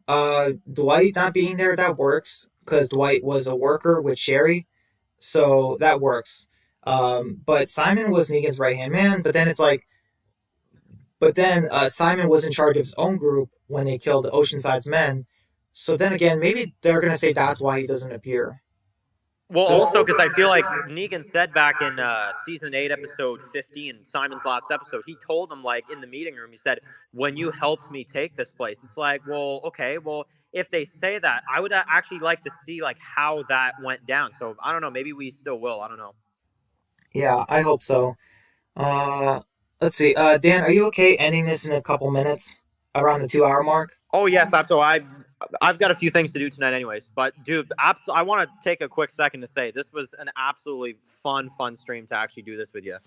It was. I love that we're talking about the episode, other things. We're reading the chat and we're talking to each other, giving our opinions. Like I'm gonna do this from now on. I think my live streams, like no more just me talking and then you guys just hearing only my voice. Like I think I want to do this every single live stream. Get just have one of you guys just to talk to, and this is just Absolutely, man. yeah, I was hoping to get this done by the beginning of next year, but yeah, the beginning of next year. But the fact that I just before 2020 ended, I was finally able to figure out how to do this. So Yeah, that's and good. I love it too, because I feel like yeah, it's just man, it makes the streams like so much fun, because it's like we can talk back and forth, and then talk with the chat and stuff. I think it's absolutely amazing. Yeah, this is definitely how my live streams are gonna go from now on. Uh, let's see. Uh, Where did we end? Oh, Epic says also my opinion about Carl was in season 7 when he attacked Negan at the Sanctuary. He was too old. The comics it worked, but the show Chandler was too old for that moment. Yeah, that is kind of true. Um, Although maybe it would be cringy if it was a 9-year old that was aiming an assault rifle, but I don't know. I mean, it kind of works, kind of doesn't. So like maybe it was just how Chandler Riggs delivered that line, or maybe it was just he looked too old. Like, what do you think, Dan? Well, honestly, when it comes to Chandler Riggs, I don't know. I feel like he did. I feel like I agree with what Brian said. I feel like I don't know. In the comics, it works because they can just draw it, and there's not like an age issue. But man, the TV show, by the time it gets to season 8, it's terribly noticeable. And specifically around the Negan stuff is when it really became noticeable because you read it in the comics and it's like this like little kid, and then you see it in the show and it's like, yeah, okay, that doesn't come off like any kind of like way that's similar. That is true. Epic says, "Hey Brian and Dan, do you see here's Negan being as?" Oh wait, I already read that. Sorry. Epic says, "Dan and Brian. Also, how would you see Alicia reacting to Negan?" That is a great question. That is a great question. Yeah, that's amazing. Alicia reacting to Negan. Oh man, I would know how Negan will react to her. Yeah, yeah. But as far as Alicia, well, currently Alicia would she wouldn't be like super hostile because she wouldn't know him, but she would keep her guard up. I think she would see Negan and try to not approach him recklessly. You know what I mean? Like she would probably try to ask him who he is and maybe she would aim a weapon at him, but I don't think she would be like threatening. She would kind of like ask who he is. Yeah, I think an interaction between those two characters would be amazing, but no, I agree. I think that I don't think there'd be anything that would like actually go down or anything, but man, an interaction with them would be so cool. Yes, like they got to do table reads, like non-canon table reads of the actress for Alicia and Negan just having like a fake scene. Like we would pay money for that. I know fans would. Absolutely. Well, also speaking of like non-canon stuff too, the Rick, like you said in the stream a few days ago with Matt, it's like Yeah, honestly, I feel like the Rick scene with Martin. Martin, like oh Oh man, if yeah, only they recorded an alternate version. yeah. It's like they don't even have to film it or nothing. Just give us, just something like the characters. Like I don't know, just even Andrew Lincoln just reading how Rick is like demolishing Martin, like with Judith like right there on the side, like you know what I mean? Just Absolutely. oh man. Uh, let's see. I think this should be one of our last few questions. Epic says, "Hey Dan and Brian, what are your plans for the channels in 2021?" Well, I plan on releasing all 8 episodes of season 2 of Extinction by the spring. Well, not sorry, not through the spring to the summer, like all of it. And if it's good and I've had a chance, maybe I don't know, maybe I would do a season 3. Uh, but we'll see about that. And I plan on continuing my live streams like this and hopefully gaining more subscribers. Like I would say like I don't know, like 150 or something like by the end of next year. I think that's a fair range. What about you, Dan? You have any plans? Well, I'm gonna keep it short because I do have a video coming up, probably in like another week or so, where I'm about to surprise you guys with some crazy amount of stuff I've got planned. But I will just say, just briefly, that obviously we know we're gonna get the other 5 episodes of the rewrites, which obviously I can't wait for you guys to see. There is another rewrite project that's gonna be coming up in the summer, and another project that has yet to be announced. But there is going to be, which I didn't want to announce this, but I will just say real quick that we are about to get in about, I would say, roughly about 2 to 3 weeks from now. We are about to get our first look at World Gone Mad, and that is all I will say. But there is going to be something announced for that very, very soon. That's awesome. Yeah, World Gone Mad. Yeah, I understand you taking your time with it because yeah, it's not easy doing Yeah. your own story or a comic. Well, my whole thing about World Gone Mad is that, and I really like, man, I never intended for things to get the way they are right now with the comic. But the thing about it is, I just want to make sure that when I release it, it is like perfect and that it is what people would want to see for a first issue. And I'll be honest, I have actually since the last few months, I've I've added a few things that I'm also kind of just like wrapping up right now, just to really make sure that when it releases, everybody's gonna be like, okay, like I'm hooked right away. I really want that reaction, and I feel like with what I have, it should go very very well. So yeah. Yeah, that's awesome. Cannot wait. Last few questions. Epic says, "Hey, hey, Dan and Brian, have you two seen Shaun of the Dead?" I have not seen Shaun of the Dead. I have not seen Shaun of the Dead either. I'm yeah, it's one I gotta get to. I actually haven't heard. I've heard some people complain about that one a lot, but I'm not gonna judge it because I don't judge anything until I see it for myself. But I've heard bad things. But again, though, I mean, maybe it's really good. And I think the final question from Epic says, "Hey, Dan, you should do DVD reviews of all seasons for Fear the Walking Dead." For Fear the Walking Dead. Oh yeah. Well, for the Walking Dead, I did reviews because I started my channel back in 2016, and that was when season 6 came out. And basically, from then, I've reviewed every year. But for Fear, I've only reviewed the Blu-ray for 3, 4, and 5. So you can see those; they are on my channel. However, season 1 and 2, that would actually be very interesting if I went back and maybe did like just like a double review for both of those, just to kind of complete that whole series of reviews for all 5 seasons we have. Yeah. Um, well, Dan, I want to thank you and Epic so much for helping me with my 2 hour live stream and being, my guest speaker tonight.